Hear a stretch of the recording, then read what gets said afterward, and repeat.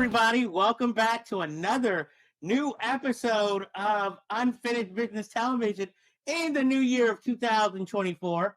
I am your host, as always, Jeff Galashaw at Unfinished B2. And with me, as always, is Andre Joseph of AJ Epics Productions. We are back in stride again, baby. Yes, we are here to bring you sexy times, sexy films, and sexy news. So this episode is our news episode and trailers. And, it's the beginning of the year, so news is a little slow. But we'll try to keep you as up to date on some stories that happened while we were on our hiatus, as well as newer stories. Plus, I feel like a rant coming on for me at least. So you can look forward to that. But let's start off the show with what the hell is happening with Scream 7? Melissa Barham posts one thing pro-Palestine message, and the producers apparently decide to fire her off of Scream 7. Like, she really needed them, when she already has a monster movie lined up with the directors of the last two Scream movies. And then, big shock, after she's fired, Jenna Ortega says, well, if she's not in it, I don't want to be in the movie. So, and me and Andre at the time, when we weren't filming, discussed what they could go forward with if they were going to try to salvage the film, which was bring back Neve Campbell, but you pissed her off last movie, not even wanting to give her a fair amount of money to be back in the movie, or you're going to have to make one of the Wonder Twins the star of the next film, after they've been stabbed up in the last two movies, and explain the loss, or you'd have to cut ties and start all over again. So it was kind of good that that they took their time, maybe because it was the holidays too, because then I guess they were trying to get even Patrick Dempsey hot again after being People's Man of the Year and Thanksgiving. And who knows? That was just a rumor. We never saw anything. But then the producers realized after all this backlash, hey, maybe we made a mistake. Let's have talks with Melissa Barham. And then Melissa Barham was willing, but they had to fly her out for this meeting and put her up. And she flew, apparently, again, this is all hearsay because none of us was in the room. But apparently, they flew her out, kissed her ass. She came in, sat there for 5 minutes, said she's not coming back, and left. And end of story. And even now, Christopher Landon, who was supposed to take over directing duties of the film, has quit. So it's like you guys shot yourself in the foot for really no reason. And Andre, what do you feel about all this brouhaha? It's a complete shit show. When I first heard that Melissa wasn't doing it, I called my friend and I was like, okay, this is pretty much Jenna Ortega's franchise now. And then sure enough, she drops out. And I wasn't surprised, to be honest, because at this point in her career, with Wednesday, she's in the Beetlejuice sequel coming out. She's making bank and she's getting offers. At this point, yeah, you're going to probably want a pay raise as well as first billing, because the way this franchise was, the way I thought it was going to go was that she was ultimately going to be the main character and that Melissa was going to turn heel in the third installment of their trilogy. Mm-hmm. Now we don't have that. And yes, they should have made a deal with Neve Campbell. Please come back. We need you back to save this thing. But you pissed her off. You gave her a lowball offer. She's done. And she definitely doesn't want to compromise this character in any way, shape, or form. So you're basically stuck at this point where you have to start the entire thing from scratch. The director already said it was like a living nightmare for him. So, we have to now find a new creative mind because Radio Silence is going to come back. They're working with Melissa on their Universal Monster movie. If I had to go out on a limb, I'd say maybe just let's continue the MTV show. Bring that to the screen. Oh, hell no.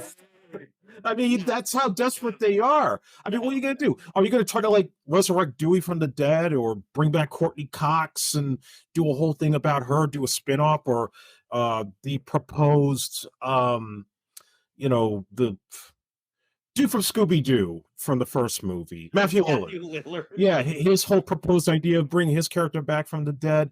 I mean, they got nothing at this point, and I don't think anybody wants to sit through a third reboot of this thing if you're not going to do anything new with it. Well, as we all know, I am a fan of the franchise, and like I said, I felt like it needs to come to a close. But I'm going to shock everybody here and say not yet, because the way this film ended, you still needed one more. If this had been the other film, part 5, I would have been like, fine, let's end it here.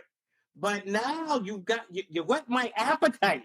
I need one more to just finish this.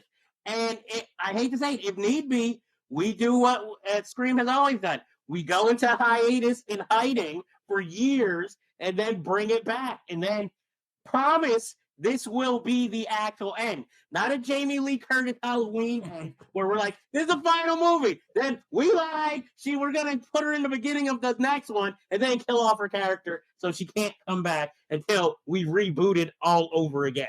With the new lead character named Corey.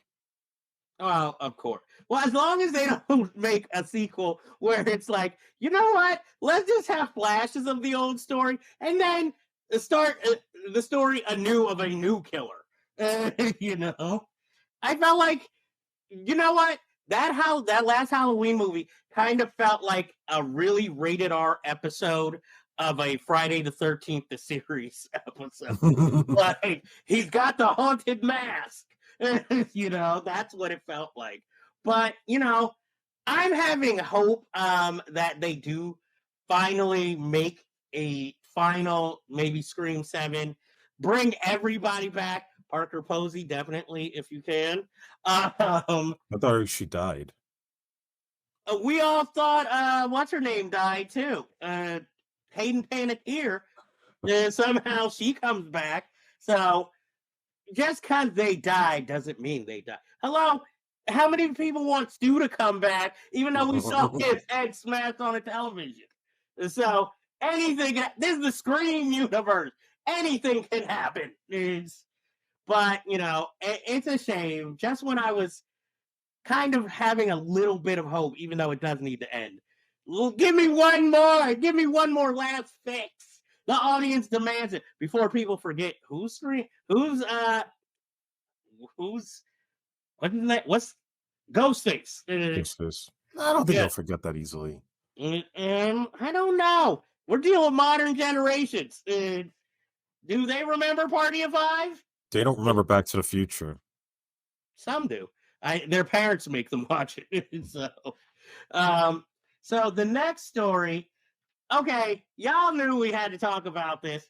The infamous Cat Williams interview, where he is just basically naming names, doing clever insults on fellow comedians in movies. Some of these claims, I'm a little, of some people. I don't, for instance, believe Harvey Weinstein wanted to suck him in front of an audience of people for a movie deal. I'm just like, okay, this one feels a little, you're going out there. But do I believe him taking down Ricky Smiley? Yes. He's always warned us about P. Diddy's parties in the past. The whole thing of black men wearing dresses in movies and how derogatory that is, took down Steve Harvey, who claimed, I didn't want to be no actor, no movie star. And then we find out that Bernie Mac told him that Steve Harvey was trying to take his job from Ocean's 11. And, I'm just like, the revelation. I mean, it's an entertaining interview. It's the best movie or media I've seen this whole new year, and it's 2.5 hours long, like most movies now. So I say, Dave, find the biggest television you have get a big old tub of popcorn and just sit there. It's filled with laughs. There's plenty of drama, entertainment, you know. And I mean, come on, even Ludacris with, hey, like the freestyle, but you kind of just reiterated everything that he said about you, you know. Andre, what are you thinking about this Cat Williams interview? I didn't see the whole thing. I only saw clips of it. I think that he was having a bad day. He was probably very high, and he just wanted to spill the tea on everybody. It reminds me of the Quincy Jones interview, which I think he did for Rolling Stone, where like he just started crapping on everybody, saying how, oh, Richard Pryor had sex with Marlon Brando, and Michael Jackson stole music from Donna Summer. Like, where the hell is all this coming from? Like, what were you drinking that day? Or unless he was, hospitalized at the time and somebody put anesthesia on him. This is kind of the same thing from what I see. And all I could say for Cat, I hope he gets the help he needs. I don't. I see. My thing is, I don't think Cat Williams needs help. I think he's already kind of devoted himself more to stand up than trying to do movies or television shows.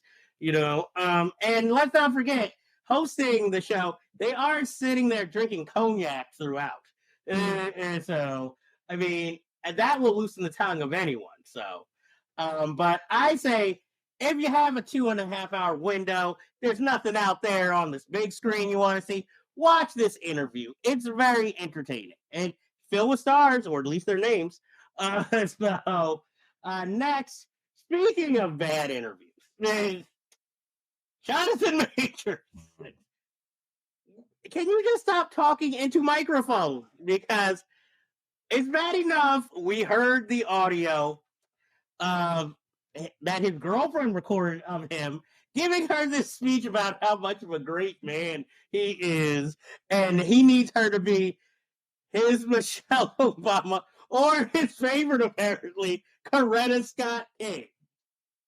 So if that wasn't bad enough, he was found guilty. He gets fired from Disney, and then he decides to give his first interview on a Disney-backed morning show, where he sits there and says, oh, I've got nothing but love from everybody. And Megan Good, she's my angel. She's my Coretta. It's like, are you doing stand-up? Is this a callback to an earlier joke? You're like burying yourself deeper. And no offense, I know we talk about movies, we love actors, but that's the whole thing. Keep in mind, Jonathan Majors, you are an actor. You're not a black leader. You're not a politician. You weren't taken down by a conspiracy. The FBI didn't have secret tapes on you. You abused a female who was your girlfriend. You didn't want her to go to the hospital so you wouldn't get in trouble. She took you to court. You tried to say she was lying, but she brought the receipts because, big shock today with technology, she secretly recorded you. Like she knew this was going to happen. And so I can't 100% feel sorry for you. You're a great actor, but get over yourself. And So go ahead. this is the thing with Jonathan Majors. There have been so many people who looked at that case, and every time there looked like there was something that was exculpatory for him, like the video of him running out the taxi, being chased by this white woman in the middle of New York, that, oh, this is good news for Jonathan Majors. This should clear him. The jury should acquit him. He'll stick with his Marvel job. His career's going to get back on track. But the jury, they looked at everything and they said, okay, well, maybe he was in defense in some areas, but then there's this mental abuse. There's this, still there was an altercation. I mean, you just don't put your hands on a woman in general. I mean, unless you're fighting for your life, but I don't know if that was particularly one of those situations. And, Marvel and all these companies, I think they had already known ahead of time. They were just waiting for the verdict to come out to just make that final decision public. So, the thing that I think about with the whole situation with him is that when it first happened, how many people actually came out and defended him? Really nobody. And as far as I could tell, for everybody that's trying to be so defensive of him because of the videotapes or the text messages or trying to misconstrued his statements about, oh, I want you to be my Coretta, I want you to be my Michelle Obama, and say, well, maybe he's just trying to, straighten her up because she's got problems. Yeah, but what about all these other allegations that only came out after the fact? The thing in London and his behavior in college that people said he was very narcissistic and, mentally abusive. You can't ignore all of that. And when I see this guy out there on Good Morning America trying to clear his name, it just comes off more as just really showing himself as this overachieving narcissist who truly believes that he's not only a great actor, but he thinks he's going to be Denzel. He's going to be his buddy Michael B. Jordan or some other upstanding like Sidney Poitier. He thinks he's at that level. And it's one thing to say that, but then it's another thing to actually live it. And I just feel like right now in the situation he's in, I don't think he's going to spend a day in jail. I don't think they're going to sentence him to jail, but it's going to take some time for his career to get back on track. I think his Magazine Dreams movie is probably going to go straight to video, probably get some raves, but it's not going to be an Oscar contender. And maybe Spike and others will still, get him work, like what happened with Nate Parker when he was accused of his situation, and he was still able to work, even though it took a couple of years for him to get back. But it's going to be an uphill battle for that guy to ever be taken seriously again. Yeah, but I'm like, is Nate Parker really working that much? Well, he did that movie, and I just watched it recently where he took a police station hostage because his son was killed in a police-related shooting. It wasn't bad, but I know the reviews were not great for it because it was a little too heavy-handed. Of course, this was shot way before George Floyd, Mhm. so there was a sense it was too heavy-handed, it was too on the nose, it was too preachy, but the emotions were there. I mean, you could see there was some craftsmanship in the direction. It just got lost in the shuffle because nobody wanted to touch this guy. Oh, and I just wonder with Jonathan Majors, I think he'll probably work again. It's going to take a while, but I just feel like right now, no one really wants to touch him. And, he anytime he's going to be around, they're going to always clown him with the Coretta comments, he's sitting here. Okay, I don't understand. 1 minute, you want this white woman to be your Coretta. Now you're saying making good your Coretta. It's like, do you know any other women to name? Stop. Why is everybody your Coretta?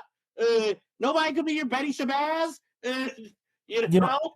and then the other thing too is this is going back to the whole situation with Kang and the MCU. I mean, there's still the question of are they going to continue with Kang or are they going to, recast or are they going to move on to Doctor Doom? Nothing's definite yet. But one thing that is for sure is that if they do continue with Kang, not only do you have to fix that whole storyline, which I think they've been screwing up regardless of Jonathan Majors' issues, but if they recast whoever takes that part, they're going to have that cloud over their head and have to deal with having to, replace a guy that had these issues. Well, I feel like with the fans, and whoever, if they do decide to replace an actor as Kang, you already have an instant out because he's supposed to be a clone. So maybe that's why he Of doesn't course. exactly look at like him. But I mean, it's going to be viewed as a replacement. The only way I could see it going bad is if whoever they hire really just doesn't fit the role. Like, it's like, what the hell is this? And I mean, obviously the fans have already been picking his replacement.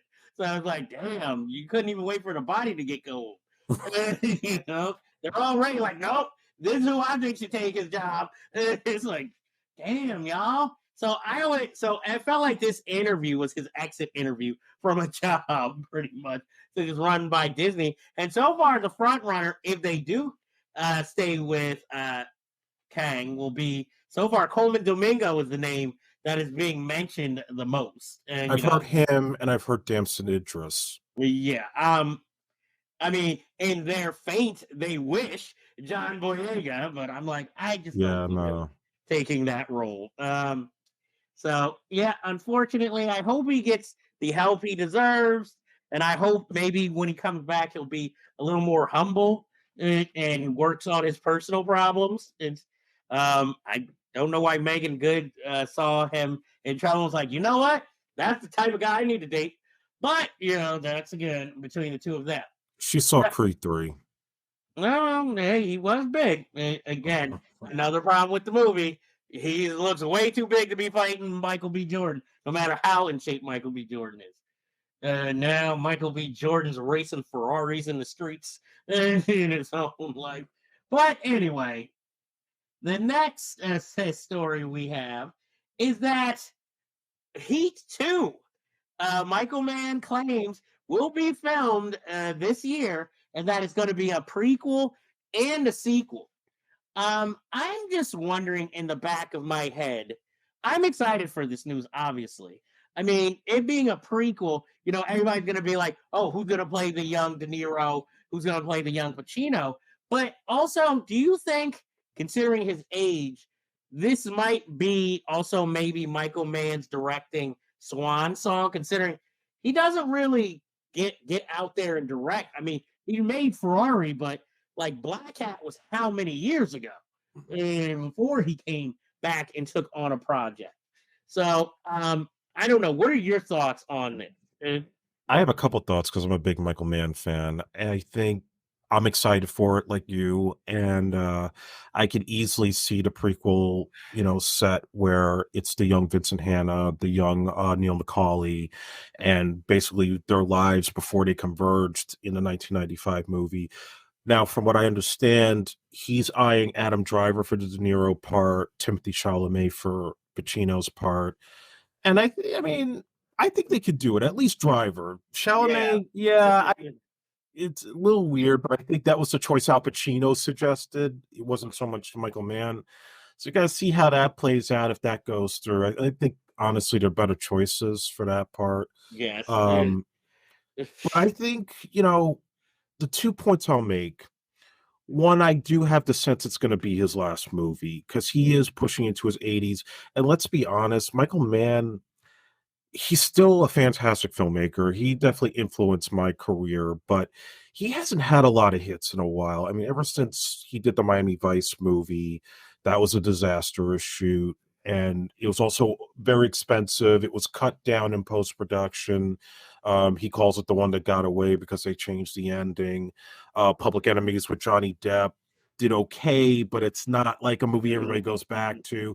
And yes, Black Hat, I actually thought was going to be a hit because it was right after the Sony hack. So it seemed like, the whole hacking issue in the world was going to be front and center.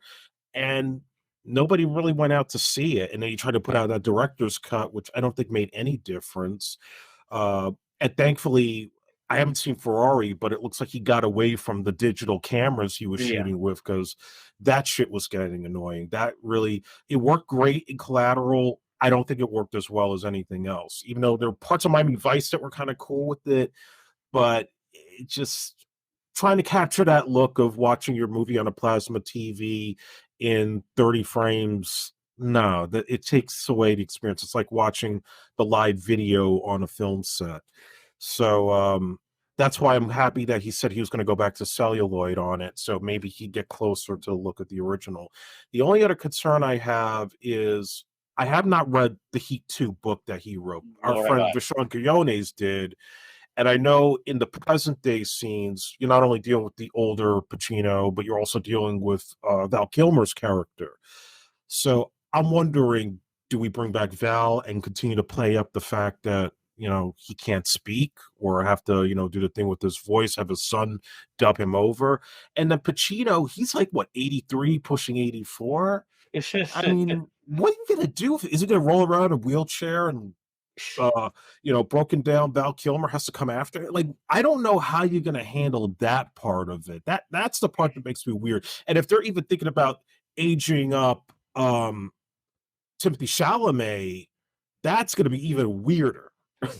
Well, they could always use the Irishman de-aging again on Pacino.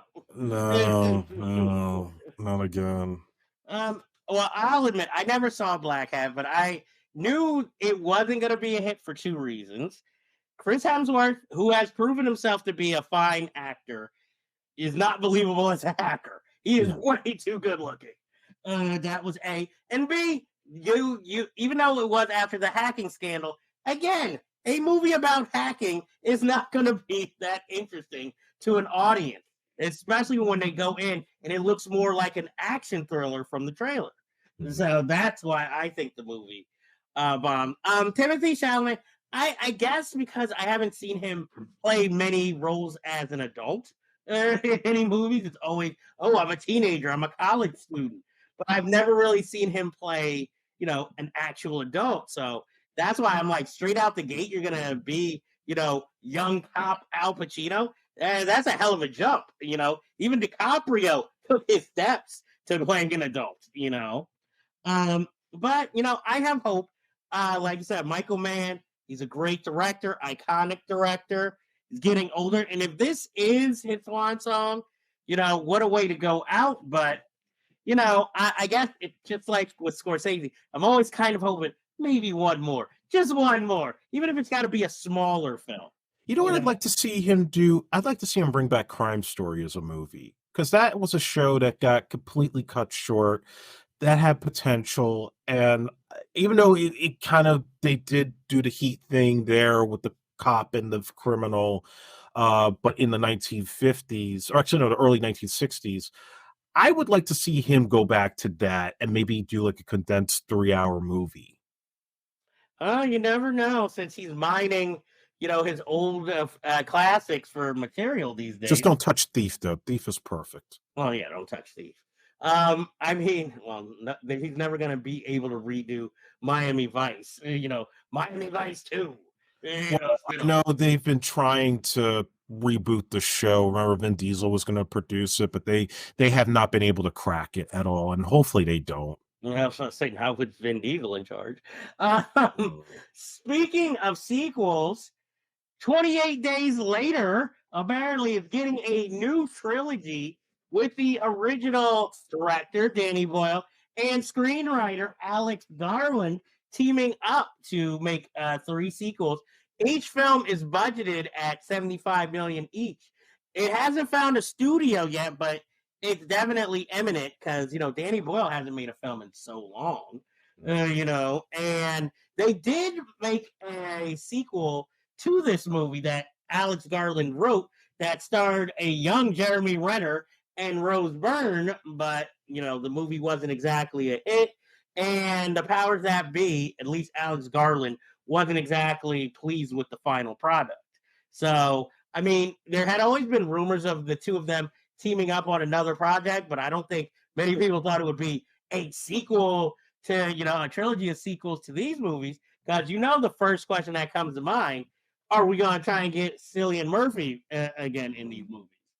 How are you feeling about this news story? And yeah, I don't know if I want another trilogy of 28 Days Later movies. I feel like they kind of told everything they need to tell in the previous ones, and it only seems like they're only doing these because of COVID, and they think they can make it more realistic and more relevant. And I don't know if the audience really wants that right now.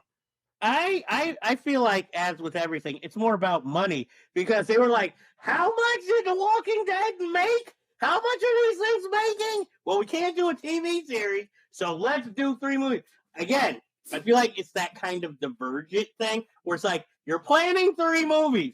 Let's see how the first one goes first. Like, if you have a storyline that is epic and you want to make 3 movies, let's see how the first one goes. If the audience comes for that, then let's continue. Because as we all know from over the years, unmade sequels, you can always write a book. You can always make a graphic novel if it bombs. So at least you get the rest of the story out there. Or even an animated film. Mm-hmm. So let's stop planning these future movies until we see how the first one works. I think they're just thinking like Mad Max. They're like, well, we came back later and now we're going to do it again. And let's see what happens. And of course, the audience is going to see it. So let's already have 2 already waiting to be made. And it's like, slow down.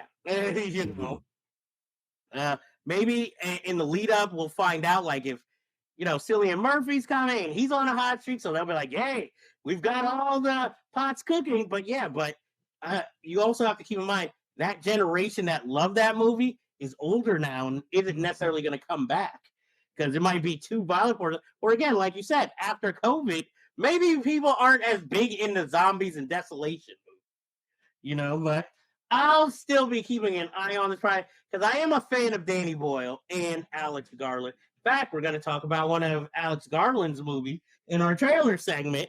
But I think I'm a little more excited than you about this. So I'm happy for it. But the only thing I agree with you is 3. Damn, it's like if you ordered, it's like, hey, can you get me a burger? And somebody comes back with 3. It's like, well, what do you want me to do with the other 2? I just wanted 1. So next, let's face it, most of these other stories are all sequels and all franchises. So we're going to talk about, I'll save your favorite Marvel and DC for last. So let's talk about Star Trek. The studio wants to make a prequel movie directed by Toby Haynes and written by Seth Grahame-Smith, who some of you might know. He wrote Pride, Prejudice, and Zombies and other horror classic adaptation books. And he also wrote the movie for everybody's favorite, Abraham Lincoln Vampire Hunter. They still plan on doing another 4th Star Trek movie. That's still in the planning stages. But while they're trying to iron out this, they want to make this prequel movie to explore more of the Star Trek universe. And it's like, if only they had thought of shows to explore the Star Trek universe. Oh, yeah, there's a bunch of them. So it's just say you're just trying to make money on the Star Trek name at the theaters while you're waiting to see if we'll ever get this 4th film. What are you feeling about this? Paramount's desperate to save Star Trek on film, and they're making some shitty decisions, I think.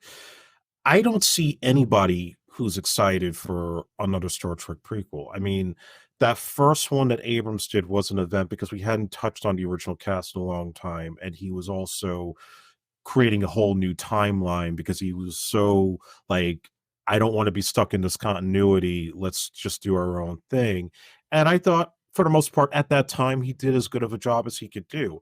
But now, yes, you have all these shows. You have Strange New Worlds, you have Discovery, and I don't know if they're in the same universe or this mirror universe that they've talked about, but they just don't seem to know what they want to do. And this doesn't sound like this is going to be the jolt that will get people back into the theaters. It might get the Trekkies to see it, but for the general audience, I don't have any confidence in that. And why the hell do they still think there's money in a 4th movie with Chris Pine and Zachary Quinto?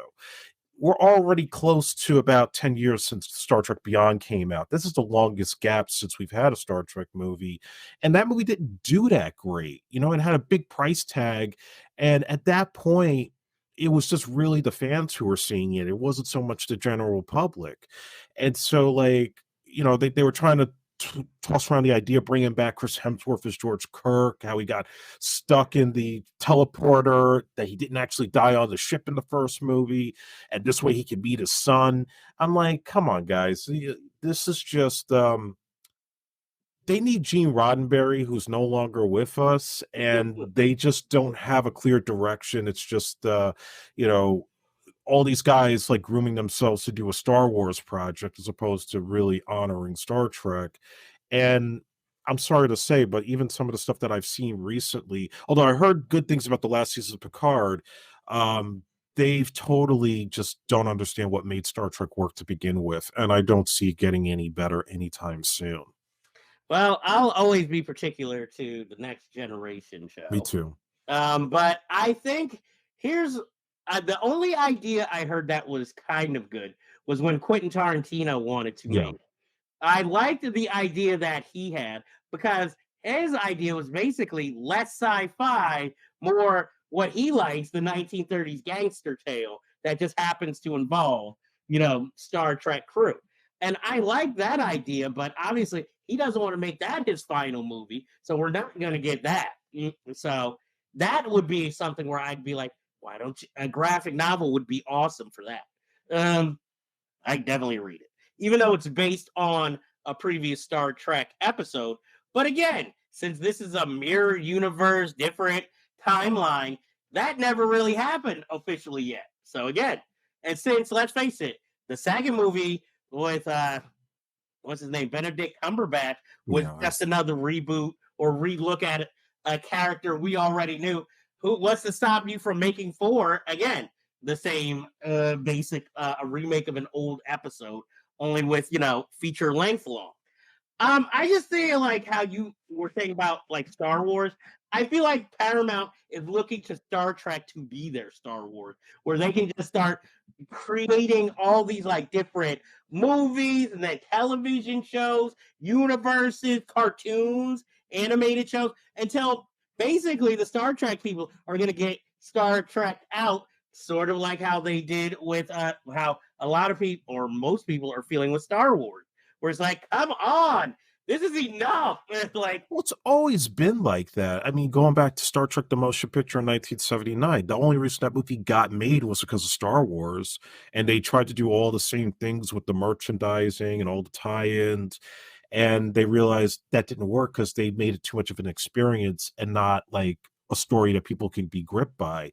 That's why they had to go with a smaller budget on Wrath of Khan and take the idea of the episode Space Seed and let's do a continuation of that because that was like the best episode of Star Trek. And that really was setting the course for the movies that came after that. And of course, you have the course of the odd number Trek movies, where the odd number ones were bad, but the even number ones were amazing, like Wrath of Khan, Voyage Home, First Contact.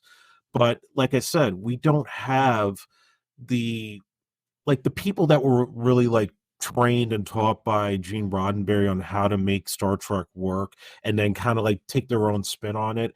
They're not running the ship anymore. It's just all these guys now who think they have to be activists and everything has to be on the nose. It's like, no, that's not how it always worked. To me, the best Star Trek project is not even a Star Trek project. It was the Orville with Seth MacFarlane. And that to me was as close as the old school Star Trek that I remember. Yeah, I didn't see. I didn't watch the show. It might come back, so fingers crossed. You never know. Stranger things have happened, like season 5. Next, we will talk about DC. um, Andre's favorite person, James Gunn, gave an interview talking about the DC universe over the next few years. 5 new movies and 5 television shows. And one of those is going to be Supergirl World of Tomorrow, which has no director, but the script is by Anna Nagoria, who was supposed to direct the Supergirl movie when Sasha Calle was still cast as Supergirl. But then they canceled that film, but I guess maybe she reworked the script enough that they like it now. And even though there's no director, they are starting screen tests with the top 3 candidates for the role. Millie Alcock, who acted in House of Dragons, the spinoff of everybody's favorite, depending who you ask, Game of Thrones. Amelia Jones from the movie Coda, about the deaf family, and she was the only one who could actually hear. And she's probably the only person on this list whose work I've seen. And Meg Connolly, who is the voice of Supergirl in their animated movies like Legion of Superheroes and was it Time on Crisis Earth Part 1? Crisis of Infinite. Yes. Yeah, that's happening apparently. You're more the plugged in comic book film guy. So what is your take on this? And I don't know really anything about those 3 actresses, but one thing I could say for a fact is that I feel bad for Sasha Calle because I actually thought she was very good in The Flash and would have minded seeing her continue with the part in her own movie or in other DC projects. Because I remember the video showing when she got the word that she was playing the part and how excited she was, and then to kind of strip it all away so quickly because of all these changes is kind of horrible. especially for somebody as young as her. And I also have to laugh too because I'm already seeing online there's this backlash. Oh, they're trying to get all these lily blonde white girls. Well, that's the character in the comic book. And it seems like they want to go back to basics and not try to check the boxes as we normally do these days with these franchises. So it's like, if you really that outraged, you should have supported the Flash so that Sasha Kelly could get another gig playing this character. Because right now, your outrage doesn't do anything to solve this problem. And as far as I could tell, it's just let's wait and see. I'm sure they have a plan, but I still have my issues when it comes to James Gunn and what he puts out there and constantly contradicts himself with every single piece of DC news that's out there. And I'm my enthusiasm is at a low because of the quality of DC, and I don't know if it's going to get any better with the Superman movie. I might have a little more hope, but I guess one of the things I'm having the problem with getting excited for this is that I guess because we've already seen most of the major characters of the DC universe kind of get their films and like obviously either a recast or they're not coming back. And Supergirl, while a character in the DC universe, was never one of those that you really got too excited over. So, this film going forward, I'm happy there's going to be a female superhero other than Wonder Woman. But again, other than like the television series and the infamous Helen Slater movie, which to me is still a classic,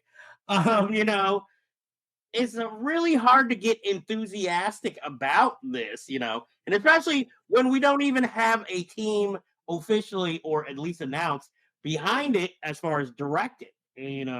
So, I mean, like you, I'll say, okay, let's sit back and take a look because, hey, Shazam shocked me at how much I liked the first one.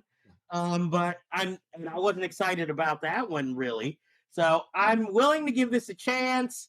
I know that's how the character is in the book, in the comic book. I mean, you cast who you want. Look, I don't own the series, so I didn't create the character. It would have been nice, somebody even just dark haired being considered.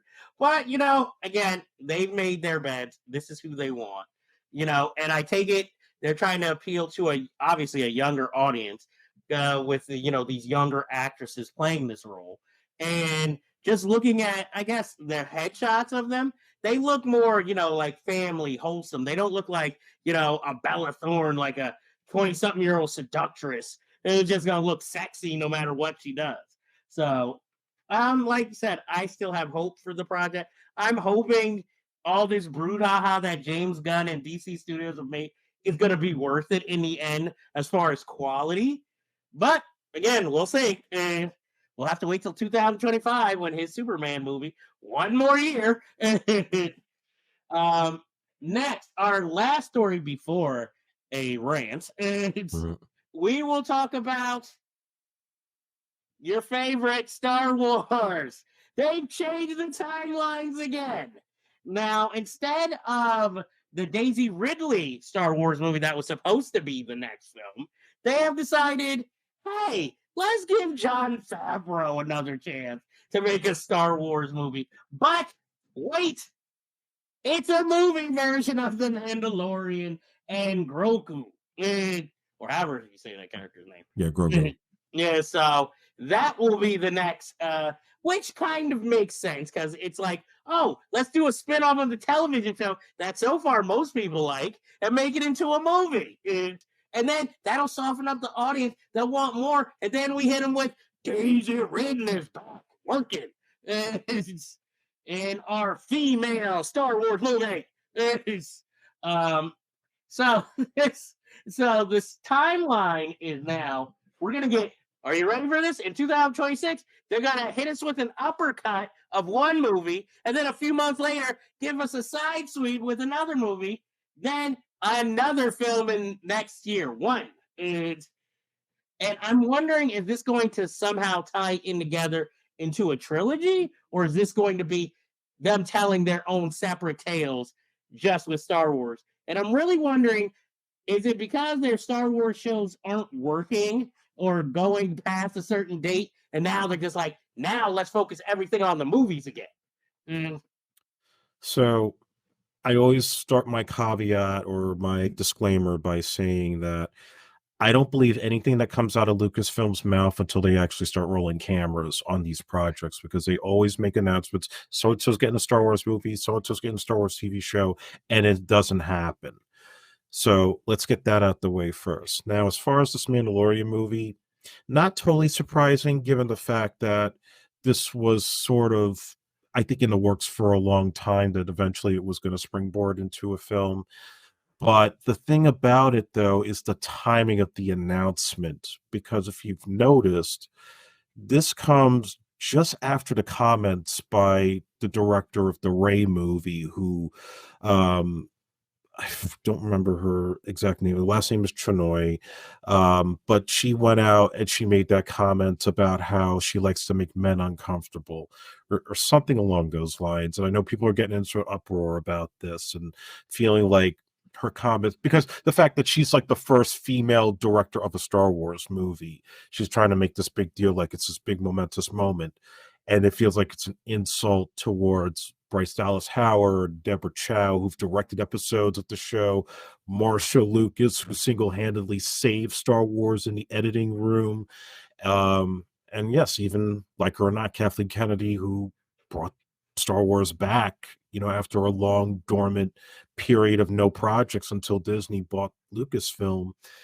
Um, I mean, I just don't know. I've kind of thrown my hands up with Star Wars overall. I don't know anybody who wants a Rey movie after the shit that they did with this unplanned trilogy.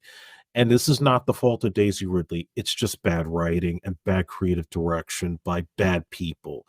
And second of all, The Mandalorian was on a good track. Everybody was on board season 1, season 2. But then you got the Book of Boba Fett, where they completely screwed up a popular character. Then we get the third season of Mandalorian, and it was just like misdirection after misdirection.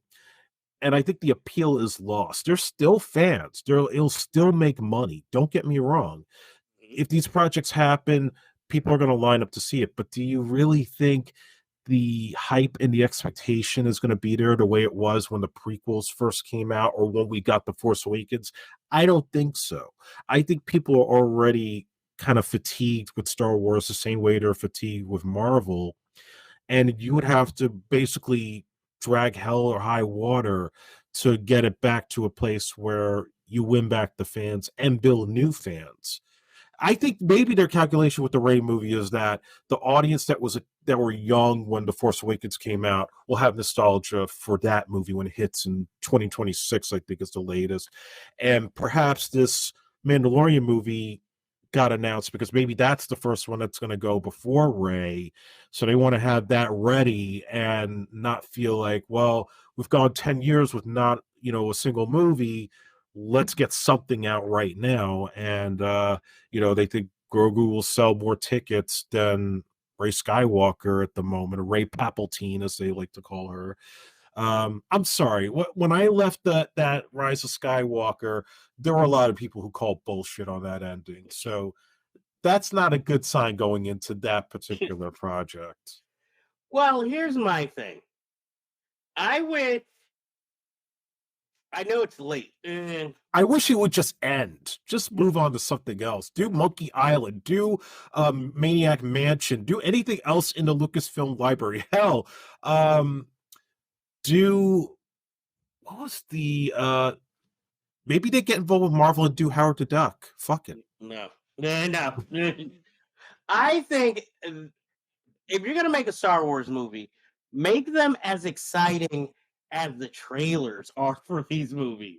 Because I remember when Attack of the Clones, the trailer came out, I was like, they definitely made up for the first film. Then you see the movie and it's like, what the hell is this shit? Pardon my language. And I just think they need to do that in general if you're gonna make a Star Wars, and more importantly, have a reason to make a Star Wars movie. Don't just be like, hey, well, let's see the crazy cast of characters when they were young. Let's do a Han Solo origin movie. Yeah, it didn't work. Could it have? it could have worked if you would have done it, let's say, not as expensive, but let's do this Ewok style, made for TV or made for streaming movie. Mhm. Then maybe it could have worked. Or again, that's something you maybe should have did as a like limited series instead of, hey, let's just put Casablanca in 3 hours in space with Han Solo. It's not too late to do the special edition of Caravan of Courage. Stop naming random George Lucas projects. They're not. This is their moneymaker that sells the most toys. It's like Barbie. Now Mattel wants to put out all their toys in the movies. That's the problem. It's like chasing a dragon. It just never ends. Exactly. Just like Bryce Dallas Howard always confuses me. Because I'm like, she always seems like she's gung-ho and like, I'm just going to keep making movies. Then she'll be like, I'm starring in Argyle, by the way. So it's like, are you She's like a sweet lady.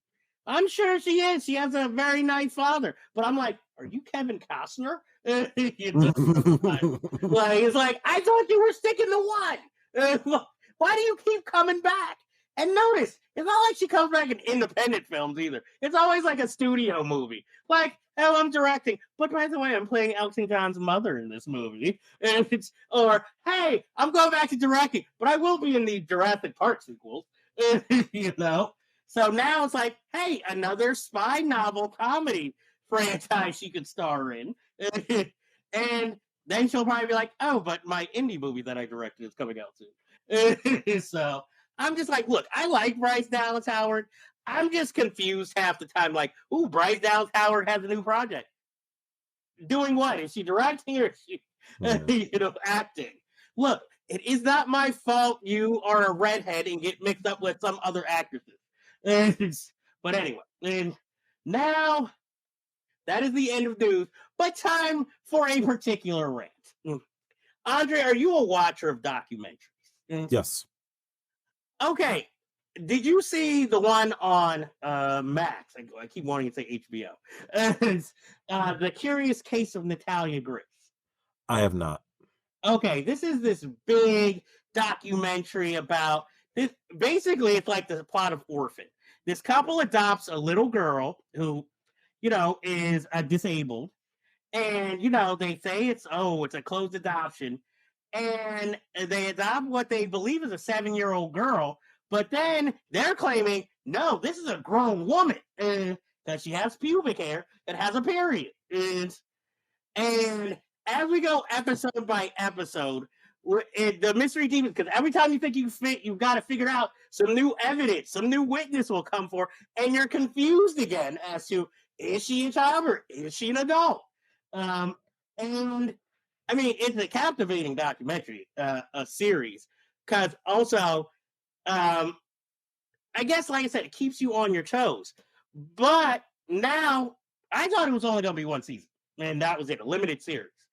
Now they've come out with season 2, which has all this information from another source and another side, and it feels like, so let me get this straight. Instead of doing your job as a documentary filmmaker showing both sides, you held this information on purpose so you could get another season of your show. I understand the mystery narrative of season 1 works because, again, keeps the audience on the toes. But I feel manipulated as a viewer because you held back information just so you could keep it continuing for money and another season. And this isn't the only time. I'm pointing them out because they're the most obvious. But this is a continuing trend. I know that we had the pandemic, and I know we had the actor strike, so there wasn't that much material. But I'm tired of streaming channels putting out documentaries that could have easily been, let's say, 90 minutes, 2.5 hours, maybe even 3. And instead, you give us like 8-hour-long episodes of a story that doesn't even need to be that long. And let's face it, half of these episodes are filler because now you're just going slowly through information or hanging on a point that's not that important. And it goes to the news too, because we lack journalists in news. We have a 24/7 news cycle on almost every channel, but we have reporters who read information. Nobody has an opinion. Nobody does an investigation. That is why we always keep getting apologies where people go online and then everybody thinks everything is fake news. Because again, who's your source? It's who you decide you want to trust.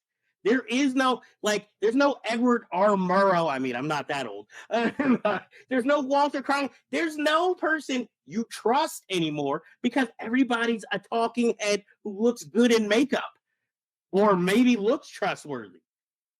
There are, well, she wasn't really a journalist, but there's no Sue Simmons, anymore. And I'm tired of this where I'm going on Netflix. I want to hear about this story, but I don't have 5 hours to sit through this story. And the worst part is Netflix isn't only doing this with documentary. Like Michelle Wolf just came out with a stand-up special. It could have easily been a 90-minute straight special. Why did they cut it up into 3.5 hours? I am tired of this. I understand you're trying to make money. You're trying to get the binge watchers. But also, I don't trust documentaries anymore because now I'm going to be thinking, if this documentary becomes popular enough, am I all of a sudden going to get hit with a season 2? All this information you knew but held back? The whole thing when you're making a documentary is supposed to be fair and balanced. Just like my problem with the Michael Jackson documentary. What was it? Finding Neverland? Leaving Neverland, yeah. Leaving Neverland. Look, believe Michael Jackson or not, that documentary was one-sided from the beginning. I'm like, you interview these two boys, you act like there is no doubt in their stories. But soon as it comes out, other people can point out discrepancies. And you claim in the thing you tried to reach the Jackson family. How hard did you? You're telling me you couldn't find one person, not even in the Jackson, people who work for the Jackson family who could have maybe spoke out in their defense? And so it's purely one side. That's not journalism. I understand documentary filmmakers are not supposed to be journalists, but you're supposed to give a fair and balanced view of whatever your subject is or offer that information. And I feel like there is a lack of it. And that is what gives people, like the people who want to believe Trump, that's what gives them their power, because you are showing an example of how things aren't fair and balanced. And we're doing that even in our documentaries. You see the effect it has in news in general. And I have a very big problem with that. I can't, if it's a specific documentary, like let's say the documentary on Video Music Box, I can trust that information. Because again, we're dealing with a subject, matter of time, and something, not too many controversies. But when we're dealing with something like this case, while I'm riveted in it, I'm kind of disgusted by the way that the documentary filmmakers went about this. When you could have done this all in either one documentary or even done it in one season, but you got greedy and you are going to keep it going. Who's to say by the time the end of this season, we won't get a season 3 with information you knew, but you didn't release then? And it's an ongoing process. And it's, I guess I'm looking for ethics. I know in film world, I'm asking for much, but documentary was one of the last places where there still seemed to be some. And I just feel let down by it. So if it's not really an entertainment, I mean, even look at Sly versus Arnold Schwarzenegger as a documentary. Arnold, multi-part, open about everything, didn't produce it. Sly wants to talk about what he wants to talk about, produced by him, and basically it still raised him to be an icon. But it gets personal, but it never gets that personal. It's sort of like if I did a documentary on O.J. Simpson. Of course he's going to tell me all the good stuff. He's not going to tell me, oh, what about, the 5-hour documentary they made? What about all the abuse of women? What about this? What about your kids? What about this? So that's my rant. It's just annoying me. So for some of you, if you see us not sometimes do documentaries or talk about them that much is because I feel like I'm being finessed half the time when I watch a documentary. I mean, I can take the Michael Moores if where he has to be kind of at the center of it, you know. I can understand that.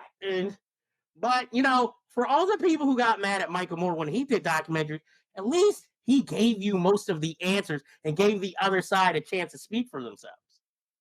These are presenting information to you as facts when they know the information they're giving you is incorrect. And you have to wonder, are they just holding back this stuff so they can make a franchise? And that to me is not how documentary film was intended to be. If you want to do that, just be a reality show, because that's all it is now, is that you keep creating chaos and holding back information and editing so that you can have future seasons and extra footage. And to me, that's being more of that's more producing a documentary. You're finessing. You're not presenting information the way you're supposed to. I think that's the end of my rant. Yeah, we could go in 8 million directions for that. Yes, that's my Andy Rooney moment. So it's just, I'm just getting tired of it. It's Yeah. okay. So that leaves us onto the trailers, which hopefully are happier. The first one we got to start off with is the one Mr. Andre Joseph has been waiting for. We here have been waiting. We even have somebody who was in the movie and trailer on our show. Of course, we're talking about Beverly Hills Cop 4 with Eddie Murphy. Axel Foley is back. And he's got the whole home team with him. And so Andre says this is the one you've been waiting for. How did you feel watching the new trailer?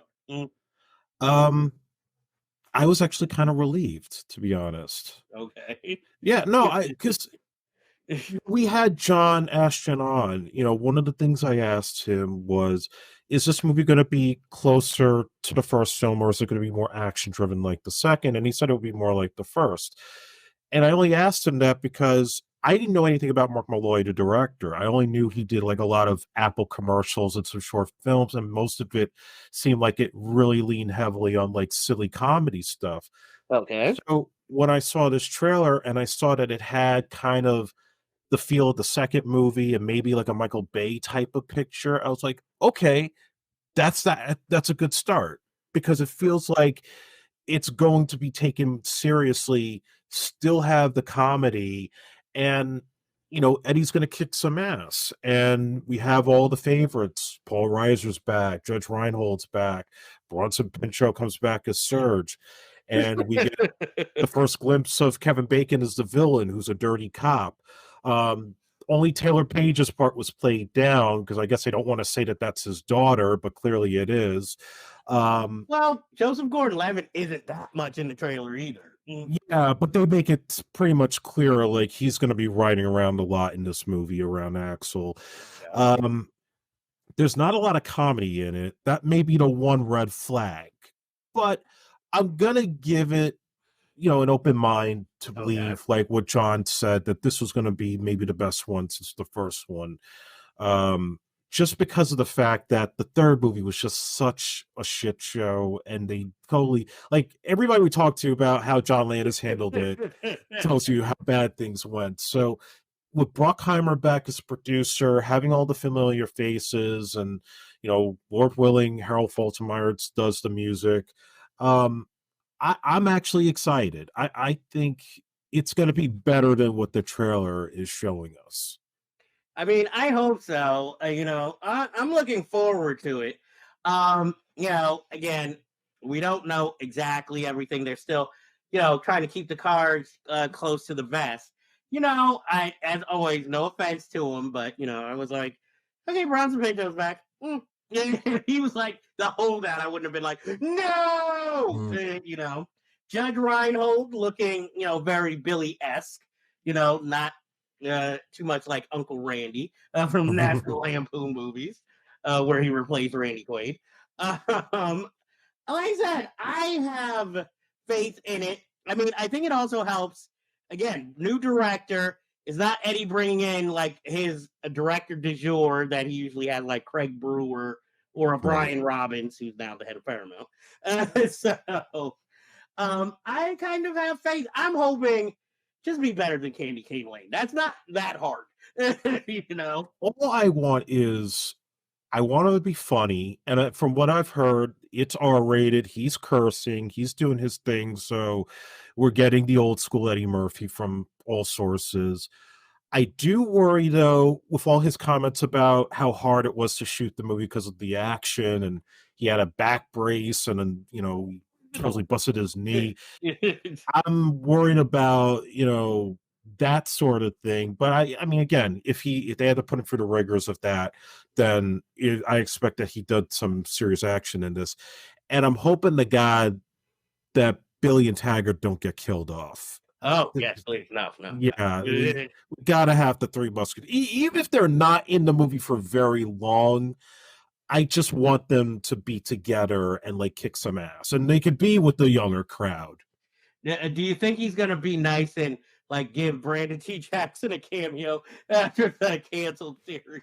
No, not after Brandon T. Jackson found religion and said, "Oh, I'm God's son. I'm not Eddie's son." Like, get off the high horse, dude. Nobody's marrying these days, unless you can't even get your job for Percy Jackson. So it is what it is.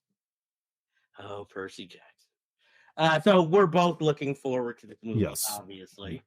And hey, watch our old episode of our interview with John Ashton. And if you can't, it's a good interview. A little, very little about Beverly Hills Cop 4, but still enjoyable for the man in his career. And a lot of good tidbits there. Exactly.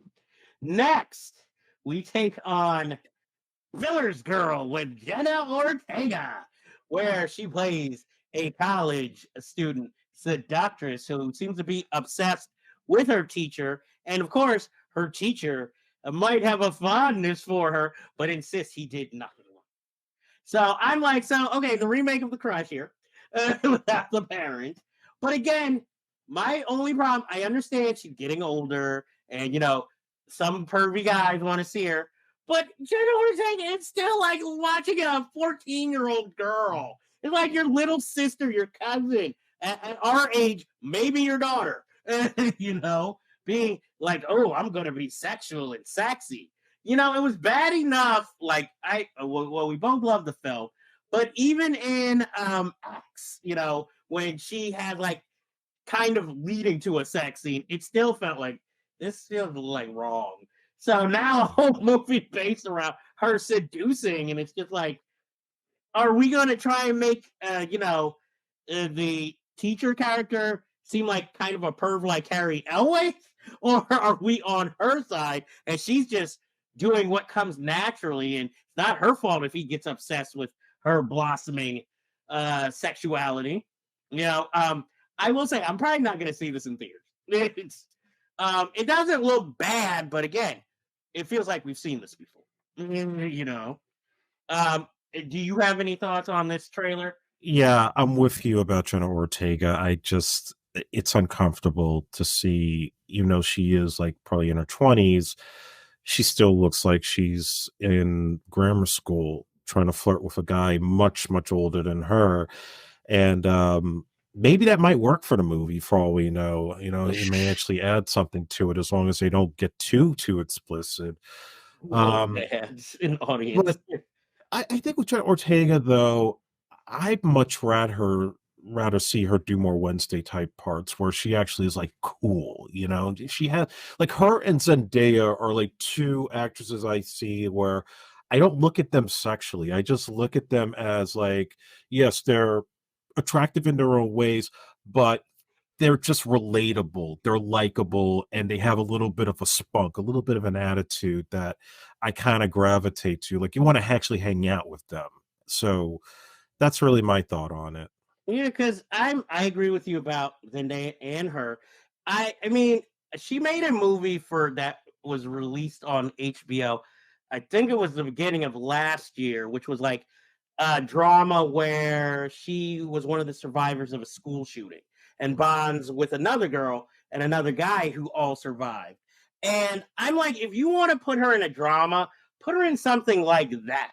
That's like more closer to her age, doesn't rely on necessarily her attractiveness and look, and it give her a chance to show her range, rather than, putting this, what I would call like, you would usually see a Disney actress who want to be more womanly and show she's not a teenager anymore take this type of role. And she's kind of above that. So that's why it's like, it's weird seeing her in this movie, or at least in this trailer. And it's just like, there, it gives you rest assured that you're happy she has the Wednesday and the Beetlejuice, because it's like, thank God she doesn't have to do this as a career, like Yeah. these types of movies. And the movies like people probably wanted the Olsen twins to start doing as soon as they turn legal. Next we have Kevin Hart's coming back with Lift, a action comedy that is going to be on Netflix, but it's directed by F. Gary Gray, which is one of the first signs that I kind of have a little bit more faith in this project. But Gugu Mbatha Raw's in it, so I'm there. And you even got D'Onofrio in this movie. So I'm like, this is a good supporting cast. I mean, you might have to deal with the Kevin Hart shenanigans, but maybe it will be worth it. So even though I'm not his biggest fan, and I know you're not his biggest fan, I'm willing to give this a chance, especially since it's on Netflix and I don't have to go to a theater and see it. Andre, what are your feelings on Lift? Not crazy about it. It looks like a spin-off of his cameo from Hobbs and Shaw. Like if they gave that character a movie and, basically the same kind of feel as a Fast and the Furious type of project. Yeah, it's got an impressive cast, and yeah, F. Gary Gray might be a difference maker, but I mean, I'm just not the biggest Kevin Hart fan, and I'll see it just so we can review it, but I'm going into that one with low expectations. Uh, I'm willing to give it a chance. I'm like, who knows? Maybe Ryan Reynolds or The Rock will pop up out of nowhere. Well, yeah, you got to hope it's not Underground 6. That was a shit show. No. Michael Bay's nowhere near this one. Next, we have a prequel movie, not The Omen, the first Omen. It looks better than The Exorcist from last year. It's got good visuals, but honestly, if it didn't have the first Omen in it, this could have been another just, possession movie. Another Exorcist. Yeah. Well, no. You don't have Russell Crowe. Russell. Like, I want to get to the demon now. This is one you could actually take a little bit more seriously. That might give a scare. It feels like one of those, like, I don't know what the like, almost like if Annabelle and the Nun had, another franchise movie, this would be it. It just looks like it costs a little bit more money than those movies. But I'm not gonna lie, I probably won't go see it. I'll wait until it's on whatever stream, even though I still haven't watched the Exorcist ones that came out last year. And I've had a chance, and I still was like, you know what? Nah. Are you going to go see the first Omen? I'm probably gonna wait for it on Hulu, but I will say I was kind of impressed with the trailer with everything going in reverse on it. Other than that, yeah, it just nothing else really stands out. It's just okay, nice trailer, but give me something else here because everybody from the Omen is dead, so you can't really bring anybody back like I bursted in The Exorcist. But was it an accident?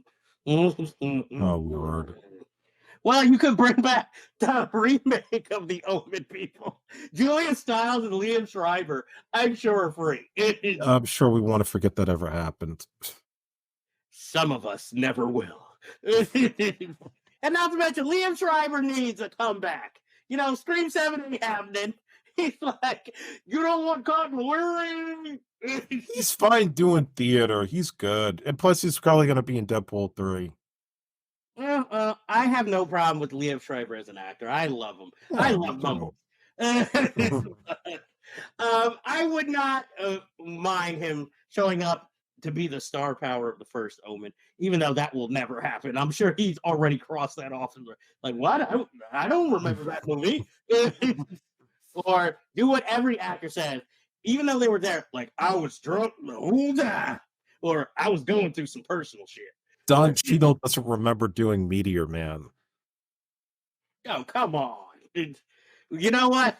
I'll be like, Ice-T, do you remember doing Leprechaun in the Hood? Funny enough, when I saw Meteor Man, I thought Don Cheadle was actually Wesley Snipes. I don't know who you insulted more there. Damn. The same year, and I seen a picture of him with the golden hair. I'm like, oh, he's a Meteor Man. Both good actors. But I'm just like, damn. And they're friends. They did Brooklyn's Finest. Yeah, I saw Brooklyn's Finest. Did you get confused in any part of it? Like, which is when? Richard Gere do his best Charles Bronson impression. I'm like, they should have fought each other in Freedom. That movie. That movie would have made more money. Yeah. After that, since we're in a good mood, let's talk about the Fall Guy, the movie. Which it seems like it has the spirit of the show, but it also kind of feels like The Nice Guys. It's like a big budget version of it, except I guess Emily Blunt is his love interest / Russell Crowe. I'm like, look, I hate to say it. No, I don't even hate to say it. It's got me. I'm in there in the theaters watching it. I'm happy to see Emily Blunt in a movie, though I will say I probably prefer her when she's doing drama or horror films, but I'm willing to give her a chance. I'm hoping this doesn't give me, what was that movie she did with The Rock on the riverboat? Oh, Jungle Cruise. I'm just hoping it doesn't give me flashbacks to that type of movie. You got Winston Duke. Still kind of looks like he's in Spencer mode. There's a murder. There's a lot of stunts. And, you have action director extraordinaire David Leitch behind the scenes. Lettich. So I'm there. It doesn't take much for me. And now Ryan Gosling could be like, oh, you thought I was too old for Barbie, huh? Look at this. Look at these stunts. I'm like, justice for Ryan Gosling. God, the man can't age. How do you feel about the Fall Guy? Yeah, it's got me too. I never watched the original show. I've only seen the title sequence and the theme song. I wasn't really a Lee Majors guy growing up. I mean, this is like a show perfect for you. Hollywood action, detective work. Didn't do. I was a Knight Rider, A-Team, Miami Vice guy, Equalizer. But I will say, from what I do know, is that Emily Blunt's character is an updated version of the Heather Thomas role, just less sexual. Even though Heather Thomas is actually really cool. I've interacted with her on Twitter. And also Lee Majors does make a cameo in it. We just haven't seen it yet, so he'll pop up. I kind of hope Ryan Gosling does the theme song at some point, because that theme song is the reason that show got made, because Glenn Larson, who created it, went to ABC, played the track, and then just got the show picked up from there. So you gotta have the famous Fall Guy theme somewhere. Well, he already did the Barbie. Sing it. Get Bad Bunny to sing the Fall Guy theme. He did do I'm Just Ken for Barbie, so why not? And, he is working on new music, supposedly. So, but it's got to be like a country song. You don't try to make it all poppy. Yeah, it'd have to have that kind of twang. But like you said, that is the most memorable part of the show. And it's got to sound like that chicken fried song, But is he going to update it and have to replace, Eastwood with, I don't know, Crow? Yeah, to replace it with Eastwood, Russell Crowe, maybe Michael B. Jordan, Chris Evans, Chris Hemsworth, all the Chris's. Well, see, this, I didn't see this movie, but it's on a lot of people's most hated list. But like that movie with Chris Evans and Anna de Armas that had all these celebrity cameos in it. Ghosted. Yeah, this is the type of film I would have expected that in. We'll see. Maybe it is. This was also one of the films right after Everything Everywhere All at Once. The co-star Stephanie Hsu, I believe, has a role in this. Who knows what it is because she's not in the trailer. But Aaron Taylor Johnson is like the murdered movie star in this, and I know this is coming out of left field. If this is a hit, can we please get a big screen Columbo movie? Yeah, I feel like that's not too far off. I have no problem. Just please do not hire somebody hunky in the role. No. You got to have Paul Giamatti. There you go. Oh yeah, he'd be perfect. Exactly. See, I already got his next film lined up here. Call me. I'll be your agent. Next, we have the Bike Riders with Tom Hardy. I don't know why I'm laughing saying his name. What is Austin Butler? No, not him. I knew, but the female is. Oh, I forget the female's name. She was on Killing Eve. I can't remember her name, and she was in that Ben Affleck, Matt Damon movie, The Duel. Yeah, I don't know. She, and the worst part, she just wanted Tony, and we are like, but okay, the Bike Riders, which was supposed to come out this year, but I guess they realized it probably wouldn't have gotten into the Oscar race as well. But it's basically, it seems like a guy is trying to find out about a gang, a motorcycle gang, and is trying to gather information. And the female is telling him the story about the gang, and her husband, played by Austin Butler in full Elvis Val Kilmer mode with the hair. And somehow he crossed the line with the gang leader, Tom Hardy, doing another ethnic accent from nowhere as the gang leader. And I like how the movie doesn't mention him, but then just happens to show Michael Shannon's in this too. Oh yeah, by the way, he's here. We won't mention him. So, and I hate to say it, Michael Shannon's the part that makes me want to see this movie after seeing the trailer. Because I'm like, I gotta know what he's doing. But it is by the director that he always usually works with. He did Midnight Special with. So I figured that's why he's there. Maybe it's a small role as a favor. Maybe it's a bigger supporting role. Maybe he's the Judas in this motorcycle Shakespeare that we see here. I did not plan on that rhyming, but I like the cast, but I can probably wait. I know it's coming out this summer, and I'm just like, put this out in the summer? Okay. But I have a mild interest in it. I'm not running to go see it, but I will probably watch it eventually when it's on streaming. Yeah, I'm not rushing to go see this myself, but I probably will predict that I think for Austin Butler, it's probably going to be the movie that gets him over with the ladies. I think this is going to be his American Gigolo or any Channing Tatum rom drama. It's probably going to be the one where, because the women want to see him in leather and have that voice and give those like classic 1950s biker movie looks. That's all that's going to see. Like, he's going to be Jason Momoa. Like, they're not going to care about the movie itself. They just want to see Jason Momoa without his shirt on. This seems like they're describing it as a mix of cruising with a teen heartthrob. Austin Butler in a cruising remake. I don't think he'd work well undercover. No.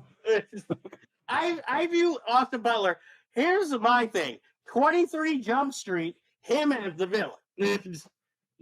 No, I think we're done with 21 Jump Street. Don't even touch that again. Well, it was pretty much over when they were like, you know what we should do with 21 Jump Street? All the yeah. It was like, what? That makes no sense. That studio cocaine was rampant back then. But it was like it was just so stupid. Yes. Who wanted that shit? I hope they don't have a studio job anymore.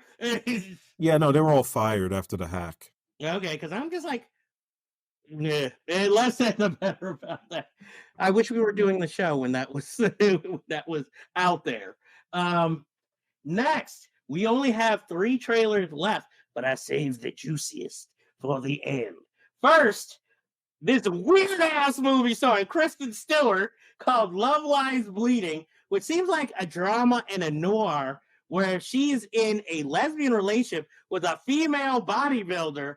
And I'm like, you had me at female bodybuilder. So this looks good. This is the first, I will say, Kristen Stewart movie I'm actually excited to see in quite a while, if ever.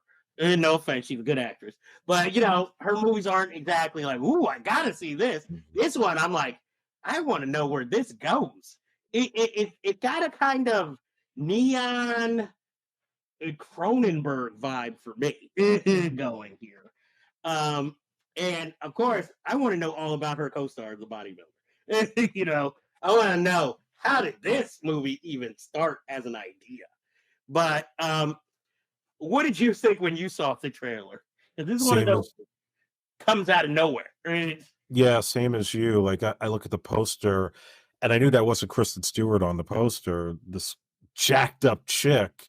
I'm like, okay, I want to know more about her. So yeah, I see this trailer, and they really play up the fact that this woman's got this amazing physique. Like she could probably kick Gina Carano's ass if she wanted to, and it's pretty damn violent, and it feels like a Bonnie and Clyde type of picture. So this actually does pique my interest beyond the fact that you have an attractive female lead in there. I wish this was a double feature with what is it, Go Away Girls, or the one well, the 2 girls going to Tallahassee. Yeah, I want to see both. Like if I had a day where I could see both of them back to back, though different in probably different genres, I feel like I'm gonna come away like, yo, this was a great day. And it's like, I want more female road movies.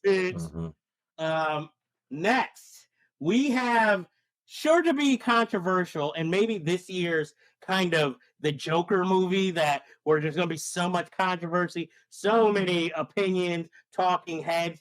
Civil War, which a movie that doesn't seem too far from reality in what is going on in the country. It's written and directed by Alex Garland, whose last movie, Men, happened. But again, he's the man behind 28 Days Later. He's behind The Beach. He's behind Annihilation with Natalie Portman. And a lot of people remember him as the man behind Ex Machina.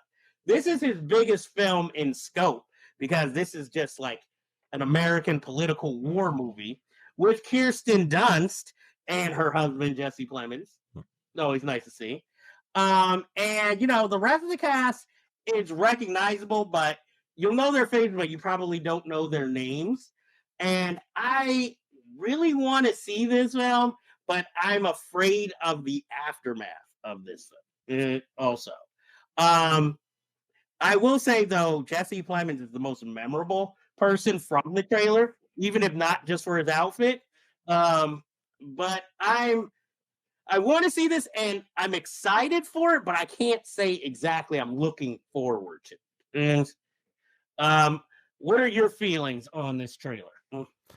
Yeah, looking at the trailer, it is scary how close we could get to something like this. And I have a point to make about that in a moment. I think that it could go either way. Like there's the anticipation that it's an A24 movie, it's Alex Garland, and Men didn't work out well. He had Annihilation, he had Ex Machina. We know the guy's talented as a writer and as a director. So that, along with a talented cast, having Kristen Dunst there is a little weird. I feel like she hasn't been relevant in a long time. But I think there's some things to be encouraged about.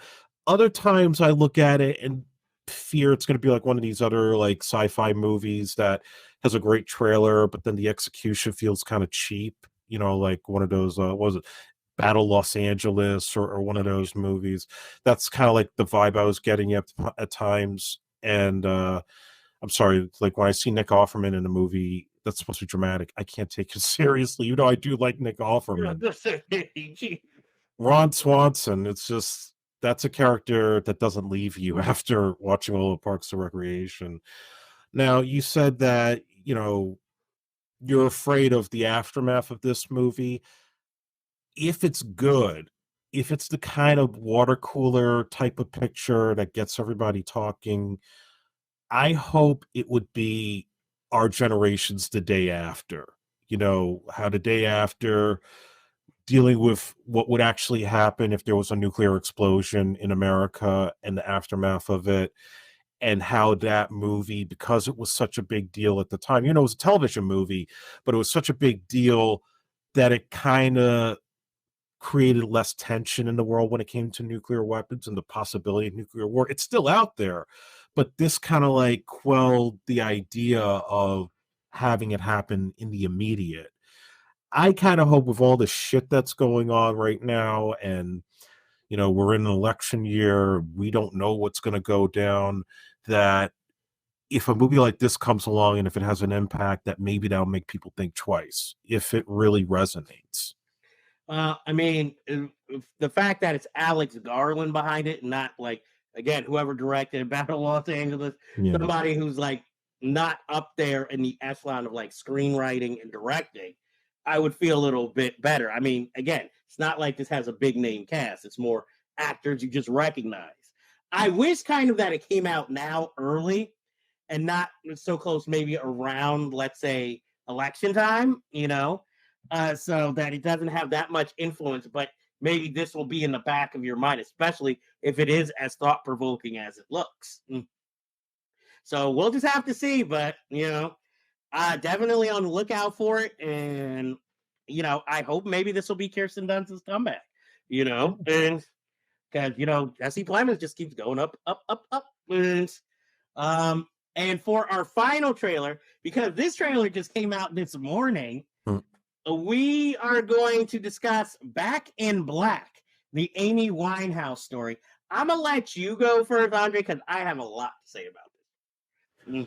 Yeah, I've heard about this project for a few years, and from the surface, it definitely does not feel like a polished biopic. It seems like this one's going to have a little bit of a grit to it, given her life and everything that she had to endure. And of course, they play into the music and how she got started and those humble beginnings, like every other music biopic. I'm interested in it. I don't know if I'll run out to the theater to see it. I will wait for the reviews, because my hope is that it's not going to be another I Want to Dance with Somebody. I think her story is a little bit more grounded than what they did with Whitney's. Whitney's felt very polished to me. If this is as good as I hope it is, then I might give it a shot. I don't know anything about the actress, though, playing Amy Winehouse. I only know she's had only a few other jobs.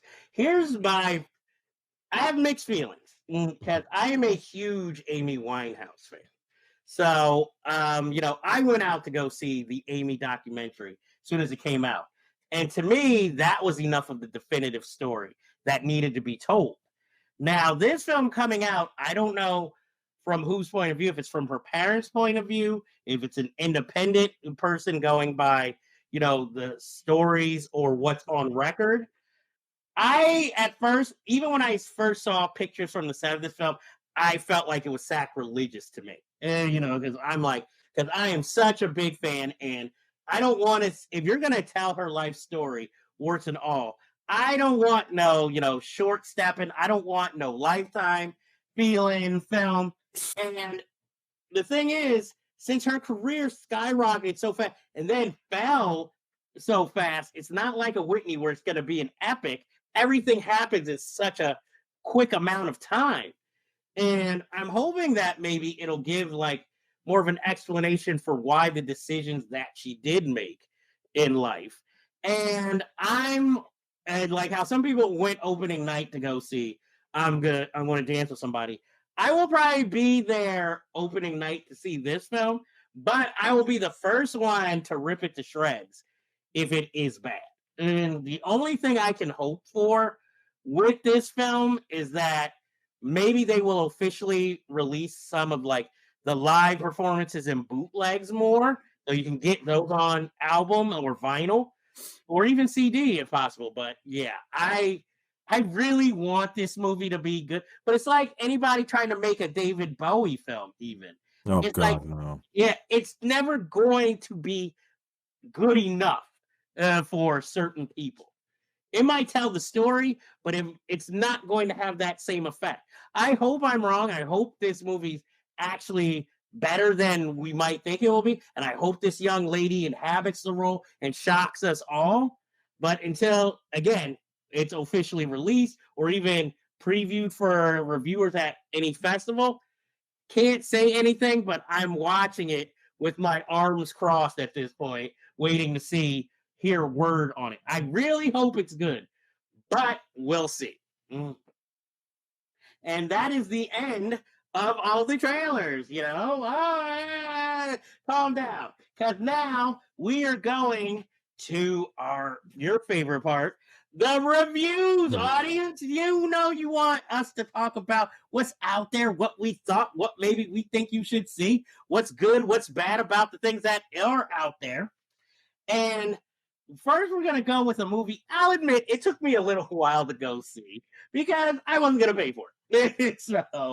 But Andre saw this, I believe, in theaters. And we're going to talk about The Equalizer 3. Yes, they made another one with Antoine Fuqua directing, Denzel coming back. Yeah, it's not like, son of Equalizer or anything. This time he has set up shop in Italy, trying to go about his days, trying to lay back, and then, damn you, crime, must show your ugly face in his face. And, he ain't got no choice as to what to do. And, of course, there is a link to the other two films other than him. And trust me, no, it doesn't involve Pedro Pascal. Now, what intrigued me was that, Andre, when you saw it, you said, he sweats a little this time. No, he does not. That is BS. He does the same thing with the same clock. Look, at this point, I'm not even going to complain about the Equalizer movies because they're well shot, they're action-packed, but let's face it, at this point, they're dad movies. Dads go to see old Denzel kick young ass. This movie is almost the equivalent of Clint Eastwood and Grand to, get off my lawn. That's what this film reminded me of as I watched it. Don't get it wrong. It's perfectly entertaining. I will even say it's better. To me, it's better than one. Because, I didn't like one.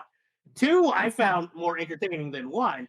But I will even say this one, it's a fair sequel, but I still like two more. Only because at least there was more espionage in part two. This one is more cut dry, mob, criminal, town, and some espionage thrown in. Really, to give him a reunion with Dakota Fanning and tie it up to the character from the previous two films. Even though where was Bill Pullman? It's guess he was busy.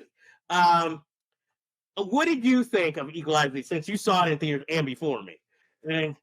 If I have to rate all three, I think the first one's my favorite, and this one is better than two, in my opinion. Okay. I just, what I feel like, first of all, by putting it in Italy, it felt like a foreign film a lot of times because so much of it is in Italian as opposed to in English. So it actually added a different element and a different feel than the Boston set premises of the previous movies. And yeah, after he gets shot in the beginning, he doesn't sweat after that. It's pretty much he does his thing and does it as good as he normally does. I was entertained. I think the villains in the first one were the best, that were most memorable. The villains here were pretty much disposable and pretty easily. I did feel like the ending was a little bit hasty, even though it was satisfying, but it just felt like there wasn't much of a challenge there. Exactly. It just took everybody out easily in like 2 seconds. Because to me, the intriguing part was, okay, he's in this town, he befriends everybody there. He feels like for the first time in his life, he found some peace. And then these idiots come in, they're trying to like, invade the territory for their own businesses and, trying to torture, murder, and threaten all the innocent people in this Italian town. And I think there was like a moment where more of the movie should have been like this when they actually have all the townspeople at gunpoint and they try to force him out. That reminded me of an episode of the TV show, the original one, where he had to take on a street gang and couldn't do it one-on-one because the threat of all the innocent people that would get hurt in the neighborhood, and he had to like get them all to band together and not get violent with them, just overwhelm them so that they could single out the leader and take him out. So I feel like there was a little bit of influence there with that. But putting aside the flaws, and at points it did feel like maybe it was cut down from a longer movie, and Dakota Fanning's part felt a little bit tacked on a bit. I think it's entertaining. Yes, it's a dad movie. Yes, it's, Denzel probably collecting a paycheck, but it's better than most movies of an actor collecting a paycheck. And I didn't find myself like feeling like, oh man, I'm done with this. I think it ended on a nice note to just tie it all together. We don't need to see any more of these films. I don't even watch the Queen Latifah show, so I don't even care for that. And I was kind of happy they didn't tie into it either, because that would have been bizarre. Yeah, I think it was good, not great, but I enjoyed it. I probably would get the Blu-rays and have all three of them together. And this is like one of those films that's like satisfying if you're on a plane to watch, you know. But my thing with the film is that you hit the nail right on the head. Maybe this is why I liked part two so much, because at least it had a memorable villain. You know, one and three, they're supposed, no matter how nasty they get, it's still like, okay, and they get defeated so easily. So it's just like it's like watching, it's like it's like watching a small dog growl and get angry. It's like, okay, but you're no threat. You know, you can growl as much as you want, little dog.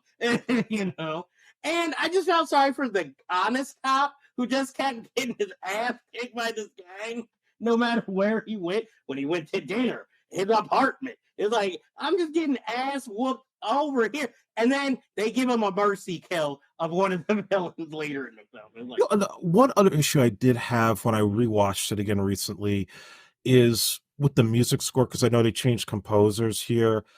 The music makes the movie feel more like a Friday 13th film, like a horror movie, than the previous ones where it felt like an espionage thriller. well, maybe they were trying to make him into like that kind of unstoppable killing machine. Because that one killing with the truck running over into, that came out of nowhere. Yeah. So I'll give the movie that. Would you recommend it? Yes. I give it a mild recommendation, as you know what you're going to get. As long as you're not looking for something new and inventive, you know, you'll enjoy this movie. You've seen the previous two. So, our next movie is The Creator, directed by Gareth Edwards. This is a futuristic film where basically it's man versus android robot who look human. And, you know, there's a war being held. Uh, John David Washington, who stars, plays as one of the humans who went undercover and then inadvertently fell in love with a robot and, you know, was pregnant. And then a raid went wrong and she is killed. And then now we're back years later and he's back in the service. And, you know, he's sent on a mission and he finds out, I guess, the big thing that everybody's protecting is this technology that's a child. And, you know, of course, all the humans want to destroy it so they can win this war. But, you know, his humanity comes out because it still is a child, still learning, and hasn't, you know, inherited the hate or, you know, the bad conflict between the humans and the androids. I don't know what to call them. I'm just going to keep flowing through it. The film also stars Allison Janney, who's having quite the action year last year, and my man, Ken Watanabe, is Andre, I'm going to let you take the lead on this one. How did you feel about the creator? Mm. Very mixed on it. So on the plus side, I'm very impressed with Gareth Edwards doing such a expansive sci-fi movie with a budget smaller than, any Marvel film or any Star Wars movie. I mean, this is kind of like what Neil Blomkamp did with District 9. I think it looks stunning for what he was able to do with very little, and some pretty amazing sequences in there.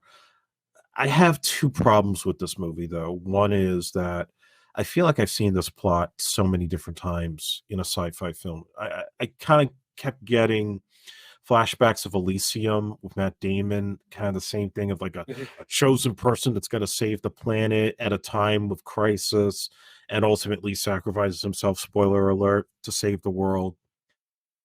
And I think the biggest problem is that this movie could have been really amazing, but John David Washington has no charisma. I'm sorry.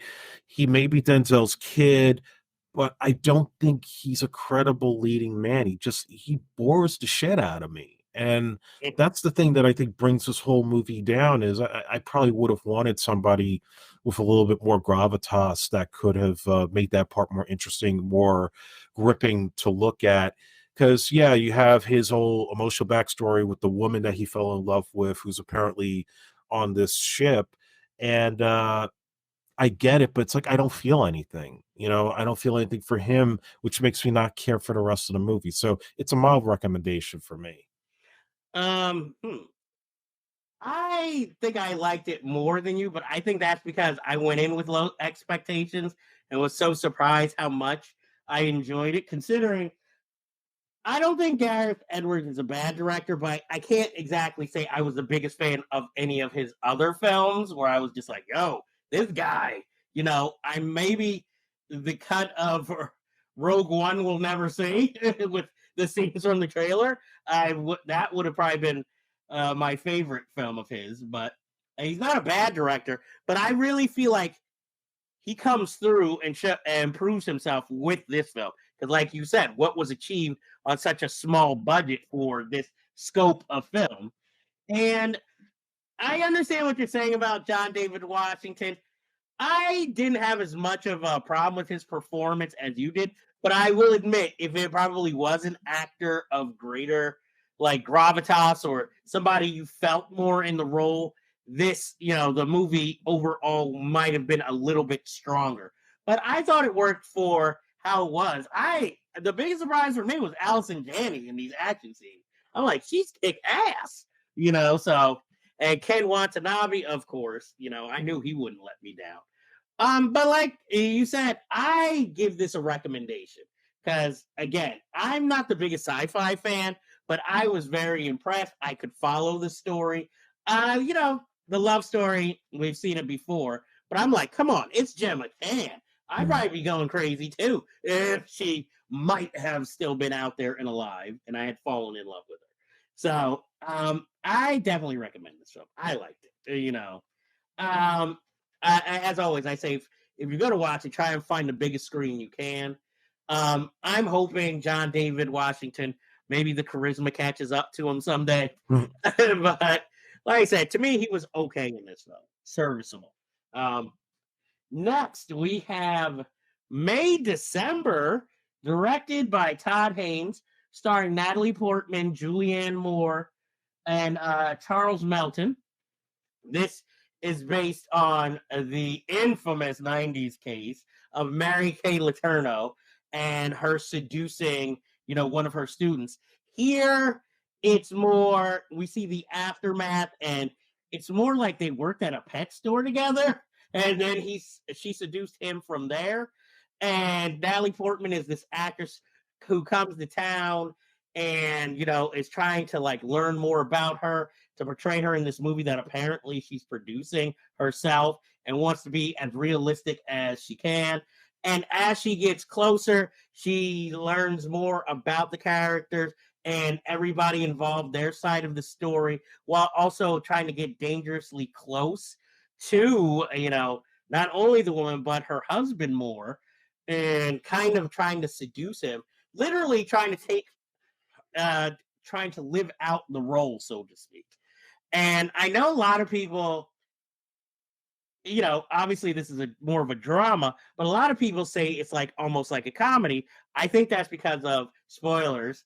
The ending where we finally do get to see this movie she's making, and it's like a piece of shit Lifetime movie. Her in a bad wig and everything. But I like this movie. I'm not gonna say it was like my favorite Todd Haynes film, but I liked it, and I'm usually more of the fan of Natalie Portman. But this film, to me, you got to give it to Julianne Moore because she's not showcased as much as Natalie Portman. But my thing is, even in the supporting scenes, she makes such a difference. You feel her presence throughout the film, even in scenes she's not in. And especially when she has the confrontation with her near the end, knowing what her son told Natalie Portman, and find out she's always in control no matter what. No matter how weak she might portray herself, she's always in control. But yet she lies to herself when it comes to her romance with her husband. It wasn't just romance. This is something she wanted. And as the film goes through it, we still see how emotionally immature her husband is. And he's a father with teenagers and a college-bound daughter. And, like one of the most strongest scenes is when her daughter wants to wear this graduation dress and, it's all short sleeved and all. And she kind of browbeats her, with, oh, you're weight, you're this, you're that. But so subtly that she makes the girl change her mind. And knowing that Julianne Moore's character talks about how her mother did that to her too. So it's like this psychological study, this seduction story, this, middle-class suburbia story after the fact. And I found it all captivating. And I definitely recommend this movie. I'll just say, director knows how to handle things very subtly. And just Julianne Moore's performance is really like tension without the explosion of fist fights and yelling and screaming. Just, the times where it's like that silent, uncomfortable madness that goes on in her mind that comes out in the way that she interacts with Charles Melton and with the actresses playing her daughters. And Natalie Portman's amazing here too, because I hated her character. I mean, I just hated the fact that she was going so method to the extent that, she starts getting too close with the husband and then they end up having sex. And it's like, there's no emotional attachment. She just wanted that experience. And that screws up this guy even more so. Nothing more to say about it. I really did enjoy this. I highly recommend it. What I found interesting about Natalie Portman is like she's obviously also probably having an affair with the director producer who she's on the phone with. So she's already morally ambiguous, and then like she has to masturbate in the back of the pet store where they consummated their relationship, and then her scene with Charles Melton. And I kind of realized something. It's sort of like what we were talking about earlier with Zendaya and Jenna Ortega. I've always thought Natalie Portman, beautiful woman, but anytime anything sexual with her comes up in any film, it instantly becomes uncomfortable, at least for me. I don't see her now. She's a beautiful woman, don't get me wrong. And I love the movie Closer with her in it, but that didn't have any sex in, though she was seductive in that film. And I think I like that in a Natalie Portman movie. I like her being a character and being seductive, but then when it comes to the actual sex, it's like, this is weird. All of a sudden. You're still thinking of The Professional. Not really. I think of beautiful girls too. It's like, this isn't right. So obviously my dream matchup is not David Lynch and Natalie Portman. It's, I'll be like, don't do it, Dave. Don't. Don't put her in a sex scene. It's a weird one, where she's masturbating furiously to the thought of her ex-lover. Do that with Naomi Watts. But I want to give it a high recommendation, but I would say more if you're into this type of movies, more psychological thrillers and relationship dramas, would I highly recommend it. Because if you're looking for like a thrill a minute, dramatization of the story, this ain't it. This is much more subversive. And so you would definitely give it a recommendation? Yes. Okay. And next, we have another Oscar bait movie that came out toward it, I think in November, actually.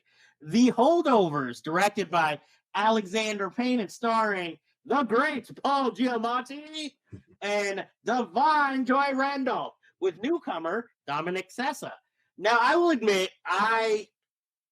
at first, when I saw the trailer, I'm like, oh, is this just going to be a throwback to the 1970 type film? Because, the film stock, the way they present the trailer with voiceover, it looks like a film straight out of the 1970 Hal Ashby collection. Mm-hmm. But the more it played, the more interesting it got. It was like, wait, this could be a cool experiment.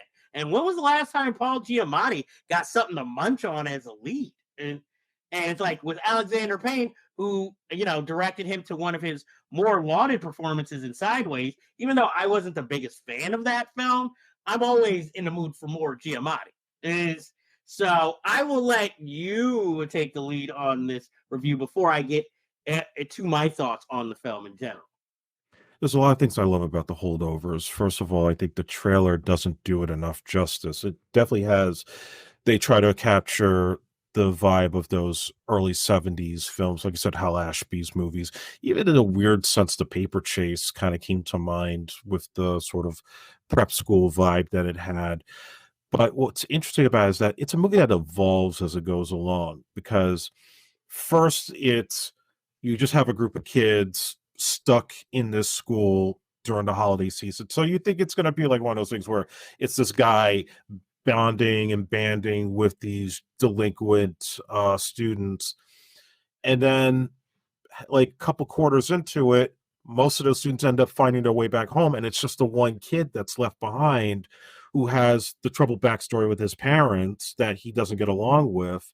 So then you start to see him bond with Giamatti, and then the actress who plays the mess hall lady, obviously we know her story from the trailer that she lost her son in Vietnam and she's been struggling to get over that grief. But the way that those characters bond together is very intriguing. And seeing how Giamatti's character seems to be like this high, he puts himself at this high pedestal as a teacher, as somebody with tenure who thinks he's this great professor. And then what I love about it is just seeing little by little that his life didn't go the way that I think he really wanted it to go. He hasn't gone out any place outside of the school or this town that he's in. We find out, like there's that whole setup with when they go to the restaurant and there's that flirtation with the waitress who also works at the school as well. And they go to the Christmas party and you think something's going to go romantically with them till you find out that she has a husband. That was heartbreaking to see and made you really feel for his character. And then when they go to Boston and he runs into his old classmate who has like this successful career, it's like, oh, what are you doing? Oh, I'm working, an adjunct position at this private school. And it's like, this guy's looking down on him. So there's like so much more to meets the eye with Giamatti's character that you end up like really relating, getting behind him. And there's nothing annoying about him. It's probably like a classic type of Giamatti role that we haven't really seen enough of lately because he's been doing so much television, and the occasional like studio picture where he's just a side character like San Andreas. This is a return to form for him. And solid acting, solid direction, really great story. I definitely recommend it's probably in my top 5 favorite movies of 2023. Yeah, I agree with you. This was like a late comer. Like, I did not foresee this being so likable and even being on my top 10 of the year. I thought it would be applauded, but it would be like, oh, it was okay. Sort of like Sideways. But this one, wow, it affected me. And like you said, I like how it continuously evolves throughout the film, and it becomes more a character piece, but not about one character. Right. Like all of them were learning more about their layers. Like for instance, the mess hall lady played by Divine Joy Randolph could have easily been a black savior. Yeah. But we see her like get drunk at the party. She even thinks Paul Giamatti's character is an asshole. Her son thought he was an asshole, but still, they still grow closer. And she kind of has that sort of romance with the janitor. He's sweet on her. I loved Carrie Preston, but I love her as an actress anyway. It's hard to believe that's the same woman who was in True Blood, and for the Good Wife fans out there. I liked that. This is a film built on moments, many different moments, and they all kind of pour into each other to keep the chain going throughout the film. And that is so hard to do in not only storytelling, but filmmaking too. There's nothing in there that doesn't affect or is just random. It all goes together in some way, shape, or form. In fact, it also answered the question I thought seeing the trailer, because I was like, does Paul Giamatti have a naturally like an eye that goes sideways? Yeah, I was looking at that too. Like, is he actually doing that? Or is that his real eye? Yeah, so throughout the film, I'm just like, oh, except nobody mentions it till the end. Yeah. It's like, I just thought, okay, maybe as he's getting older, Paul Giamatti's eyes like that. But then, no, you find out it's the character, and I'm just like, I mean, Sideways is kind of a story about kind of a lovable loser whose life didn't turn out the way he wanted to. So this is kind of territory, but I like the way this one is told a little bit more. And I think just showing the 1970s, like with the Hal Ashby collection, I think that makes it much more than if, let's say, you tried to recreate the 70s and filmed it with modern day technology. I don't think it would have come off, even though you're kind of dressing up, it comes off as authentic. It doesn't feel like this is just a gag, or like, oh, wouldn't it be cool if we set it in the 70s and put all the 70s kitsch in it? It's like, no, this is a story of a time and a place and people. Mhm. And that is why I think it works so well. And I'm happy that it's actually getting award recognition, because, it's like Paul Giamatti deserves it. Divine Joy Randolph deserves this. Dominic Sessa, this is his first role. I hope he goes on to bigger and better. But he like Pitch Perfect. But then again, he is a kid who grew up in boarding schools, so it's not too hard for him to play. But I liked, like, we find out why he's kind of an ass at times.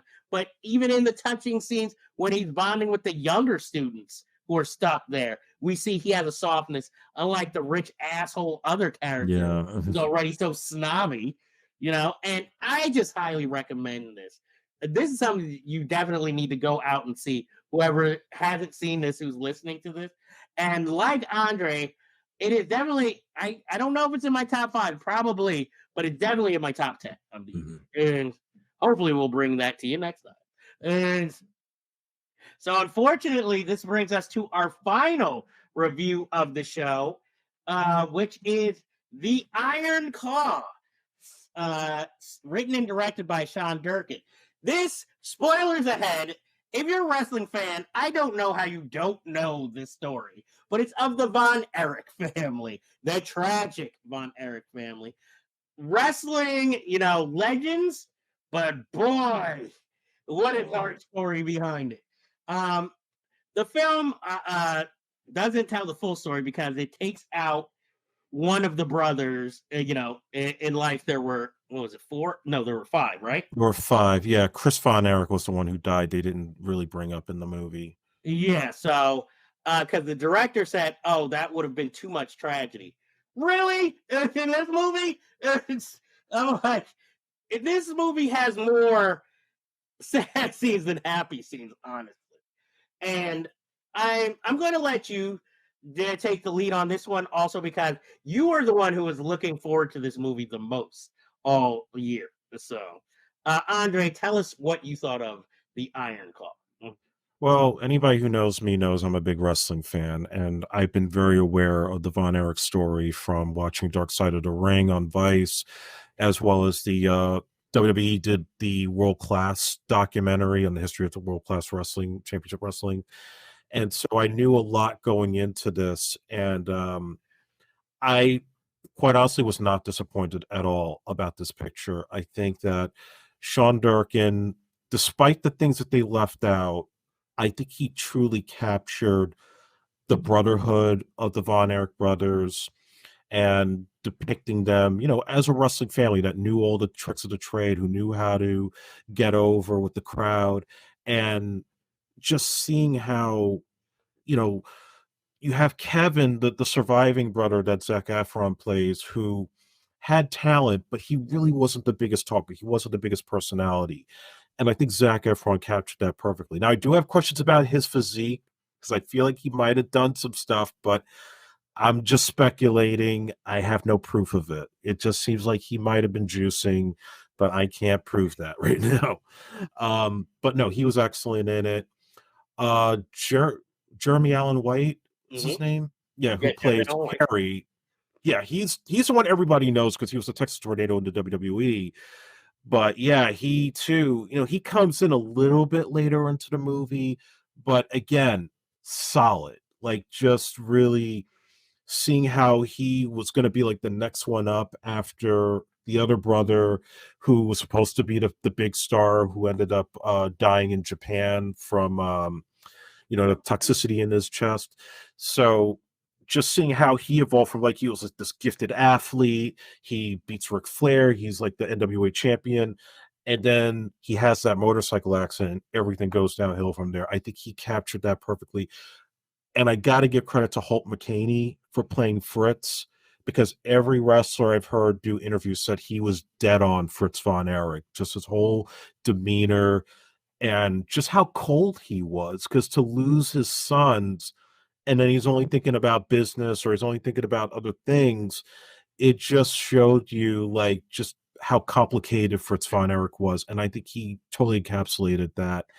And even Moira Turney was very good as the wife in the sense that she just felt like she was very passive when it came to her son's deaths. And that kind of made her maybe even more of a tragic figure than Fritz, because it just seemed like she didn't really handle it that well either. Um, that there's so many positives when it comes to the drama, when it comes to the execution of the storytelling, because the first half of it is like the triumph, and then after the death of the brother that was supposed to be the big star, everything goes dark, goes downhill. I think it ended on a satisfying note, though. Like that was a bittersweet ending that they had. Um, but yeah, there were a lot of good things. And when it comes to the actors who were playing the actual wrestlers, like the guy who played Harley Race, who's not in it for very long, but I literally thought it was like footage of him from the NWA. It turned out, no, that was an actor who looked, sounded, and played him perfectly. And I thought that was incredible, as well as some of the other wrestlers they had. But I did have a problem with the guy playing Ric Flair. You had to be out of it because you cannot impersonate Ric Flair to the T. This guy felt like a joke out of Saturday Night Live. And that was the thing where I'm like, you know what? If you were going to do that, I would have just preferred you just use archive footage of Ric Flair because that was shit. That took me out of it for those brief moments of the movie. Um, yeah, I mean that and maybe just the things they left out and some inaccuracies are the only flaws that I see.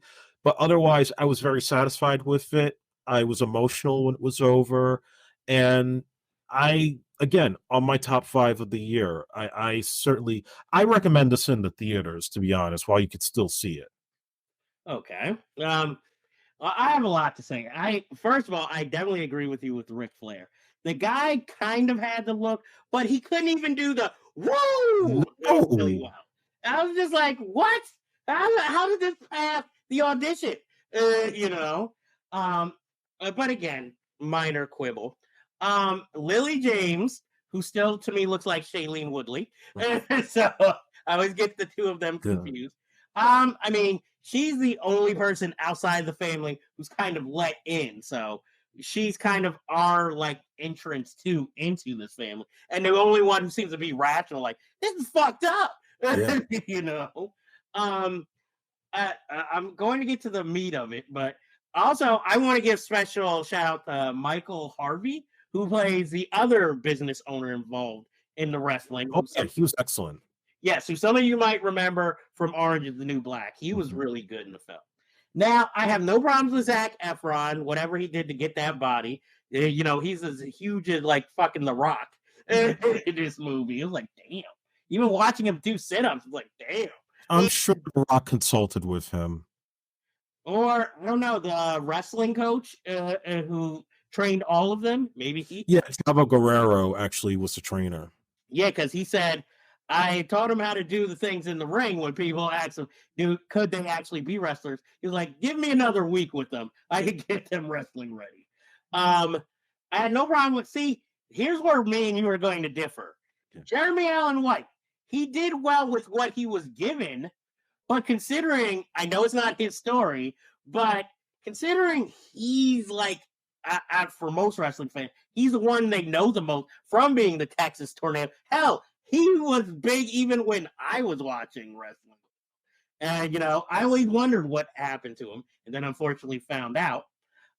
So he was my introduction into the Von Erich. And it's a nitpick. Yeah, he's kind of short to play Texas Tornado. Mm-hmm. But also, it was weird that they didn't really give him too much motivation. Because, like, okay, he couldn't be in the Olympics. He comes back home. He takes, you know, the spot. He beats Ric Flair. But, like, they make it seem like on the same night he won, he got into a motorcycle accident and lost his leg. Yeah, that's not true. That happened 2 years after. Exactly. So, I mean, that's not his fault. That's the filmmakers making it seem, because it just adds more to the tragic. You just think, oh, man, he really fucked up. But my thing was, other than his dramatic scenes towards the end, I didn't really get the character, really, you know, until those, like, scenes when he's starting to kind of lose it, you know? Well, when he goes home for Christmas after he went to WWE and he gives his father the gun as a Christmas gift, that was probably some of his best work. Yeah, that's when you start feeling it. But before that, it was just like, okay, there's another brother, you know? I can understand when Harris Dickinson's character dies, that's the first loss, because up to that point, he's the one who has the most character, the most charisma in the film and in that family. And then, you know, the younger brother who has that, like, accident. Yeah. You know, I forgot to mention him. He was very good, too. Yeah, he doesn't have the physique. He's more artistic, you know, and then, you know, after the whole thing, he kind of doesn't have a place in the family anymore because he can't wrestle, obviously. And now he can barely, like, remember things. So that was the scene to me, that one of the ones that hit the hardest, because, you know, he was trying so hard, and then unfortunately he felt like and I think that's the one that might have affected the mother the most too. Yeah. And, you know, and that's when she finally started showing emotions, because she's like such a bitch at the wedding and most of the scenes before that. But it's effective. The only problem I had, and it's not the film's fault, when I went to see the movie, I must have had more women in my audience, because when the credits played, it was like almost like a Chippendale. Like, they were more clapping for whoever they thought was the hottest, because it was like, Jeremy Allen, woo, yeah! The guy who plays the little brother, dead quiet. It was like, damn, really? Wow. So, you know, it felt like I was more at a Chippendale show towards the end. But I will say, I think behind Poor Things and Oppenheimer, this is like one of the best scores for a film I heard all year. And so I will give the film that. And I highly recommend it. My criticism, you know, of, you know, the Carrie Von Erich character, it's more of a nitpick. It's not like, oh, this destroys the film. And like you said, Holtz, I say it's McCraney or McCaney. Yes, he was really good. And after seeing him in Mindhunter, the series, I'm happy he's getting more and more work. He's a recognizable character actor. I remember him in Fight Club also. But it's glad to see him getting like these caliber roles, where I feel like if they wanted to go the star route, somehow Vincent D'Onofrio would have ended up in this role. Yeah, I could have seen that, but I think Holt got it perfectly.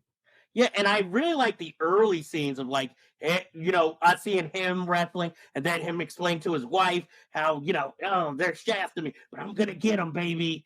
And, to his obsession with it.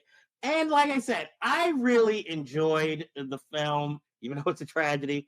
And I think it'll be on my top of the year. Probably not top five, but it's up there, And I highly recommend it, whichever way you can see it. If you want to wait for home, I think it's stronger in the theater, just like the Holdovers probably would have been stronger in the theater, and I already love that film. So I definitely highly recommend this. I highly recommend it, and I also feel like coming out of it, they should do a movie like this with the Hart family. You never know. Maybe they will, because wrestling, as long as, they don't do the documentaries first, the wrestling is primed for stories that are made for the big screen. Yeah. So unfortunately, that ends this business for it. So that ends the business for this week. But as you know, we always have unfinished business. And I have to ask everybody before we go, have you seen Poor Things? If not, why not? Because it's fucking awesome. Andre, what movie should the people go see? Have you seen Dream Scenario with Nicolas Cage? If not, why not? Because it is fucking awesome. Well, I haven't seen it, so I'm looking forward to catching it.